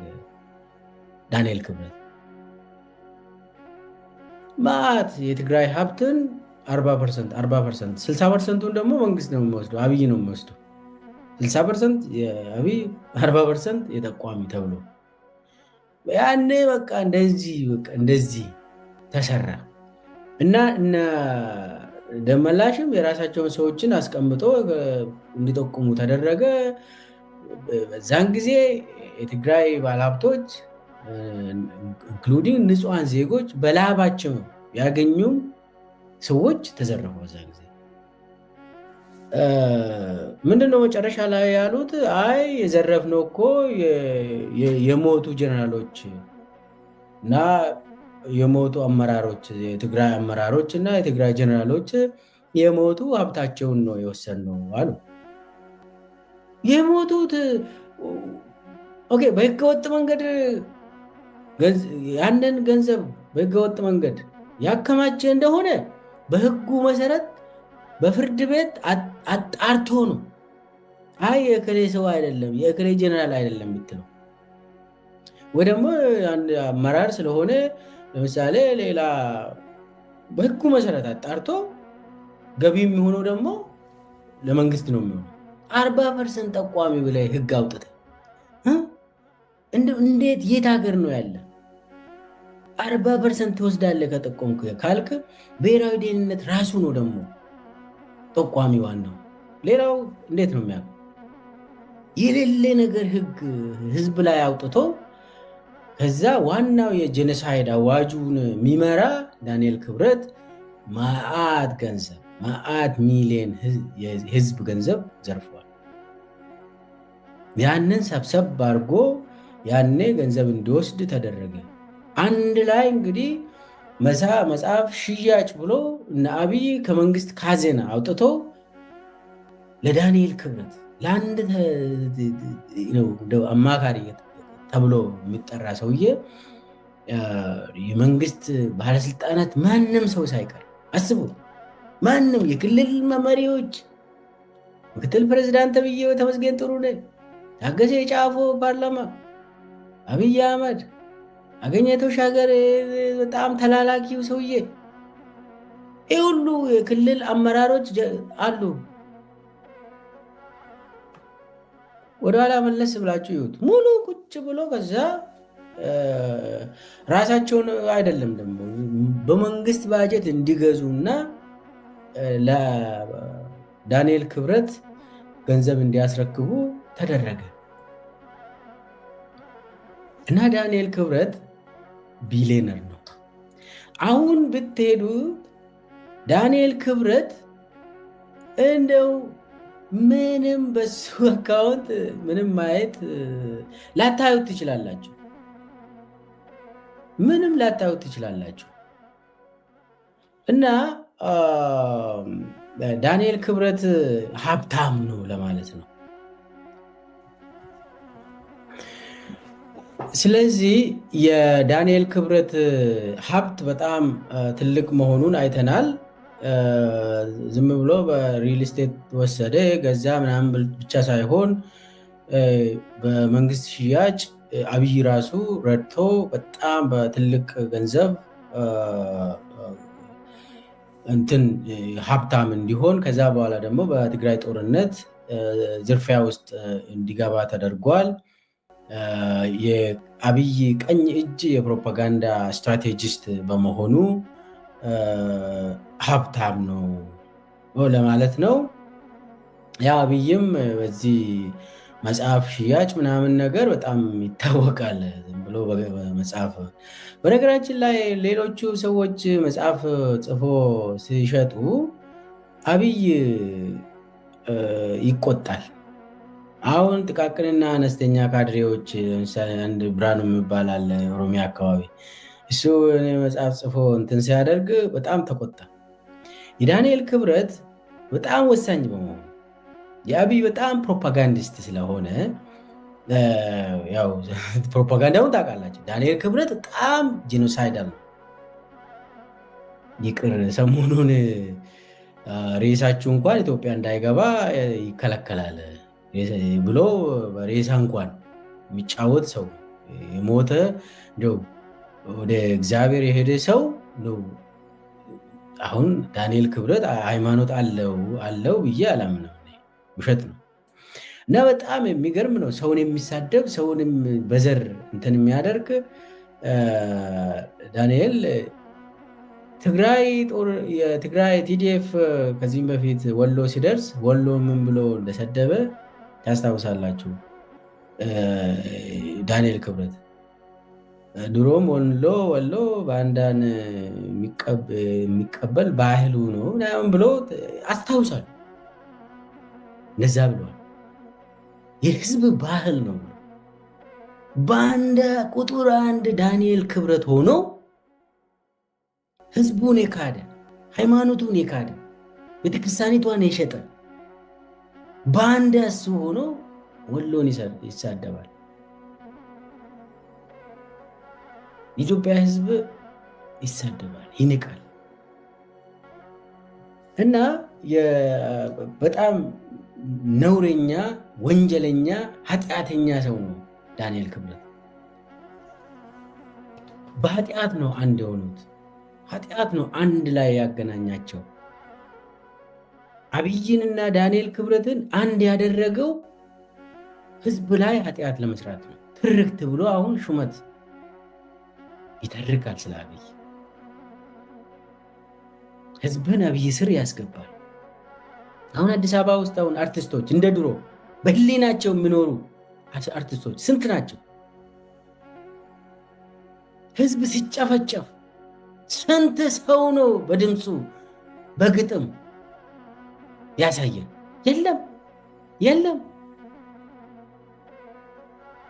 ኦሮሚያ ህዝብ ሲጨፈጨፍ፣ ትግራይ ህዝብ ሲጨፈጨፍ፣ አማራ ህዝብ ሲጨፈጨፍ የትኛው አርቲስት ነው አዲስ አበባ ላይ ቁጭ ብሎ አብይ ስር መቀመጥ ነው እንጂ ማን ነው? አሁን ይሄ የዳንኤል ክብረት ስራ ነው። ዳንኤል ክብረት እጅ እግራቸውን አስሮ አብይ ስር አስቀመጠ። ልክ ማህበረ ቅዱሳንን እንዳደረገው።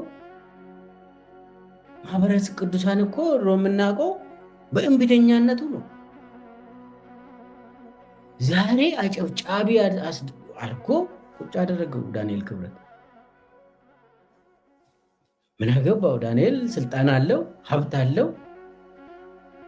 የኢትዮጵያ የበላይ ፕሮፓጋንዲስት ስትራቴጂስት ነው። ምን አገባው? ቤተክርስቲያኒቷ ፈረሰች፣ አማራ ህዝብ ፈረሰ፣ ኦሮሞ ፈረሰ፣ ትግራይ ጠፋ። የዳንኤል ክብረት አይደለም። አውቀው ኢትዮጵያ ይላል። ያው ሰው ኢትዮጵያ ስም ሲነሳ ሊደሰት ይችላል። እሱን ተጠቅሞ እንግዲህ አገሪቷን እያፈረሰ ነው። የሚያሳዝን ነው። እና ስለ ዳንኤል ብዙ ማውራት ይቻላል፣ ግን ላሳጥረው ማጠቃለያ ሰተን ብናበቃ ይሻላል። አንደኛ እዚህ ላይ ዳንኤል ክብረት ፋሽስት መሆኑን፣ ጄኖሳይዳል መሆኑን፣ የህዝብ ጠላት መሆኑን፣ የሃይማኖት ጠላት መሆኑን ማንም ሰው የሚክድ ሰው የለም። መረጃም መሰብሰብ አያስፈልግም። ስለዚህ አንደኛ ዳንኤል ክብረት የቤተ ክርስቲያኒቷን ስም ያጠፋ ሰው ነው። የማህበረ ቅዱሳንን ስም ያጠፋ ሰው ነው። ማህበረ ቅዱሳንን የሸጠ የቤተ ክርስቲያኒቷን ምስጢሮችን የሸጠ ሰውዬ ነው። የቤተ ክርስቲያኒቷን ኢሜጅ አበላሸ። አሁን ሙዓዘ ጥበባት ዲያቆን ይባላል። ይህ እኮ በቤተ ክርስቲያኒቷ የክብር ስም ነው። ስም እኮ ነው፣ የጥላቻ ስም አይደለም። አሁን ዳንኤል ክብረት በቤተ ክርስቲያን በር ላይ አልፏል ወይ ብላችሁ ጠይቁ። እጠይቃለሁ። ያላለፈ ሰው ነው።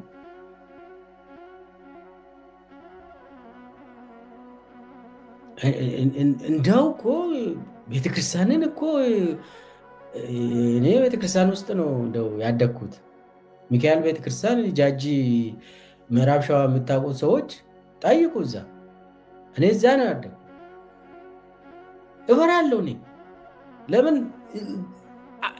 ህግ አለ፣ የሚገዛ የቤተክርስቲያን ህግ አለ፣ የማይጣስ ህግ አለ።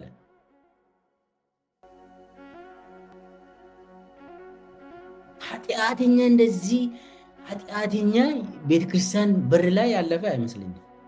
እንዲህ አይነት ሰው ነው እንግዲህ አገሬን የሚመራ።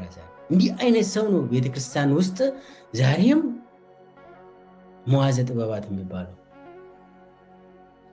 የዘር ጥላቻን የሚሰብክ ጄኖሳይድን የሚሰብክ ህዝብን ፈራሽ ሆኖ የቀረበ ሰውዬ ፕሮፓጋንዲስት ትርክት ብሎ የሚያውጨው እና ሬሳችሁ እንኳን ቦታ የለም ክብር የለውም የሚል ሰውዬ ከኦርቶዶክስ ቤተክርስቲያን መራቅ አለበት ብዬ ነው የምገምተው። የኦርቶዶክስ ቤተክርስቲያን አማኞች የግድ ይህንን ሰውዬ አባሩት። ሰውየው በዚህ ታይትልን መቀጠል አይችልም። ህዝብን እያፈረሰ ይሄ እኮ የእምነቱን ክብር ያበላሸ ሰውዬ ነው። ስለዚህ ላያቢሊቲ ነው።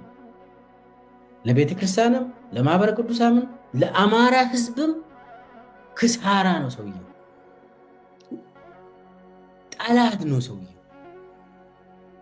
አብይ ብቻ ሳይሆን የሱ በጣም መሰሪ ሰውዬ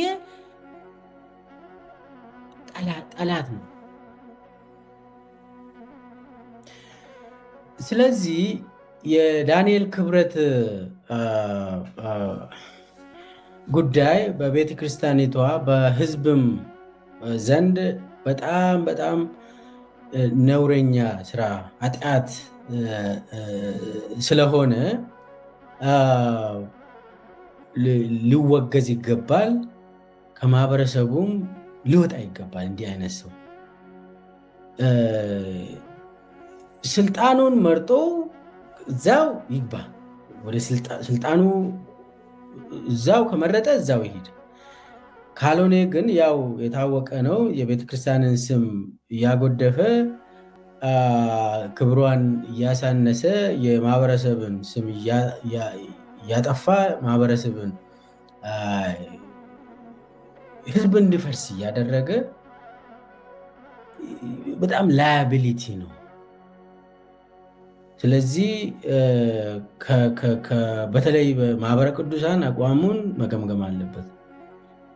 ቤተክርስቲያኒቷ ላይ አደጋ ሲደርስ፣ ህዝብ ላይ አደጋ ሲደርስ፣ በየቦታው አደጋ ሲደርስ ማህበረ ቅዱሳን ትንፍሽ ካላለ በአብይ ገመድ ታስሮ አፉ ታስሮ ዚፕ ገዝቶ የሚቀመጥ ከሆነ እንደው የፖለቲካ መሳሪያ ሆኖ ያገለግላል ማለት ነው። እንደኔ ማህበረ ቅዱሳን አብይ መሳሪያ ሆኖ መቀጠል የለበትም። ዳንኤል ክብረትም መጫወቻ ሆኖ መቀጠል የለበትም። ማህበረ ቅዱሳን ቤተክርስቲያኒቷም የሰውዬ የቤተክርስቲያንን ኢሜጅ ያበላሸ ሰው ነው ብላ ማውገዝ አለባት። ስለዚህ ለምሳሌ አሁን ዳንኤል ክብረት ከዚህ በኋላ ትግራይን የሚሄድ አይመስለኝም። ለምን? የትግራይ ጄኖሳይድ አጠቃላይ ከላይ የመራ ሰውዬ ስለሆነ በፕሮፓጋንዳ ወደዚያ የሚሄድም አይመስለኝም። አማራ ክልልም መድረስ የለበትም። ዳንኤል ክብረት መድረስ የለበትም ከዚህ በኋላ። ይሄ ከገጠር ቄሶችን አምጥቶ ለአብይ ውዳሴ ቅዳሴ እንትን የሚያደርግ ሰውዬ አማራ ክልል መድረስ የለበትም። እና እንግዲህ አዲስ አበባ ህዝብም ራሱን ጉዳይ መወሰን አለበት። በተለይ የእምነቱ ተከታዮች ላስቡ ይገባል። እንዲህ አይነት እምነትን የሚያፈርስ ህዝብን የሚያፈርስ ህዝብ ላይ የሳይኮሎጂ ጦርነት የሚያውጅ ሁልጊዜ ህዝብን የሚያሰቃይ ሰውዬ እንደው መባረር አለበት። ከማህበረሰብም መገለል አለበት፣ መባረር አለበት፣ መቀጣት አለበት።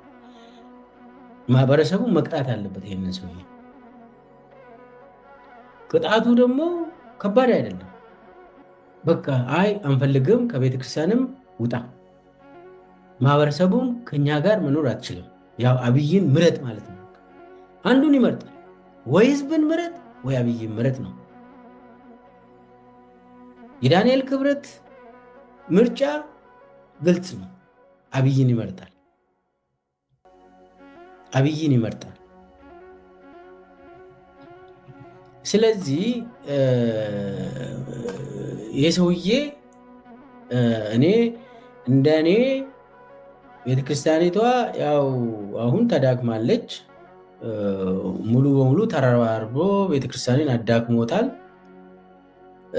እንደው የሆነ ውሳኔ እንወስዳለን ካሉም ያሳስራል። ዳንኤል ክብረት አባቶችን ያሳስራል፣ ያስገርፋል። አዎ። ስለዚህ ያለው አማራጭ ህዝቡ መደራጀት ነው ያለበት። ከዚህ ሰውዬ ጋር መታየት በጣም ኃጢአት ነው፣ ወንጀል ነው። አብይ ቁጥር 1 ወንጀለኛ ከሆነ ዳንኤል ክብረት ቁጥር 2 ወንጀለኛ ነው የሚሆነው። ለምን? ካዲ ነው፣ የውስጥ ባንዳ ነው። ቁጥር 1 ባንዳ ማለት እሱ ነው። ከአፉ የማይወጣ ባንዳ ባንዳ ይላል አይደል? ባንዳነት እላዩ ላይ የተሰበሰበ ሰው ዳንኤል ክብረት ይባላል። እሱ ነው እምነቱን የካደ፣ እሱ ነው ማህበረሰቡን የከዳ። ከድቶ ለጠላት፣ ጠላት ደግሞ የእሱን ምስጢር፣ እሱ ያጋራቸውን ምስጢር ተጠቅሞ ህዝብን እያንገላታ የገደለ የጨፈጨፈ፣ በድሮን በከባድ መሳሪያ ህዝብ እየተጨፈጨፈ ነው። እዚህ ውስጥ የዳንኤል ክብረት ሚና ከፍተኛ ነው። ለአብይ ብዙ ነገር ሰርቷል። የአብይ ባለውለታ ነው።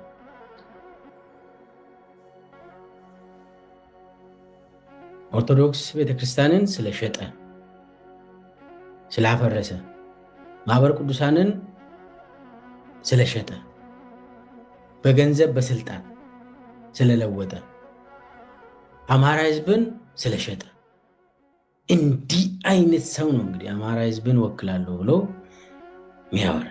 የአማራ ህዝብ ጠላት ቁጥር 1 ባንዳ ዳንኤል ክብረት ነው። ሀብታም ነው ዛሬ። እሱ በዘመድ አዝማድ ስም ያከማቸው ነገ ይጣራል። የትም ቦታ አይሄድም። የህዝብ ነው፣ ገንዘቡም የህዝብ ነው። እሱ የታወቀ ነገር ነው። የግሉ ምናምን የሚባል ነገር የለም። በመንግስት ጋር ባጀት የተገዛ መጽሐፍ የግሌ ነው ልትል አትችልም። ይወራረዳል እሱ። ልክ አብይ እኔ ጻፍኩ ብሎ በግሉ ገንዘብ ሰብስቦ እንደዛ አደረግኩ የሚል ዜጋ ነው። አሁን ዛሬ በቃ በእግር ነው የሚሄደው እሱ፣ መኪና የለውም ምናምን፣ ምስኪን መስሎ ቢሊየነር ሆኖ እና አጠቃላይ የኢትዮጵያ ህዝብ ይህንን ሰውዬ አውቀው መፍትሄው ደግሞ አብይን ምረጥ ማለት ነው። አብይን እንዲመርጥ ከማህበረሰቡ እንዲወጣ ጠላት ሆኖ በደንብ እንዲታይ የአዲስ አበባ ህዝብም ይህንን ሰው ማወቅ አስፈላጊ ነው። ህዝቡን የሸጠ ሰውዬ ነው። ለዚህ ነው አብይና ዳንኤል ክብረት አይነጣጠሉም፣ አይጣሉም። የሚነሱም አብሮ ነው የሚነሱት። አብይ አቡዳቢ ሲሄድ ዳንኤል ክብረት የት እንደሚሄድ አላውቅም። ዳንኤል ራሱ ያውቃል። ትንሽ ላጥናሱ ሀብትን የት እንደሚያከማች እሱን አንድ በአንድ ሌላ ጊዜ ማቀርብላችሁ ይሆናል። አጠቃላይ የዳንኤል ክብረትና የአብይ አህመድ የምስጢራዊ ትስስራቸውን በዚህ መልክ አቅርቤያለሁ። እስከ መጨረሻ ድረስ ስለተከታተላችሁኝ አመሰግናለሁ። ክፍል 1ን ያላያችሁ ተመልሳችሁ እዩት። ይሄኛው ክፍል 2 ነው ያልኩኝ። ፕሮግራሜን በዚሁ ጨርሳለሁ። ሰላም ሁኑ። አመሰግናለሁ።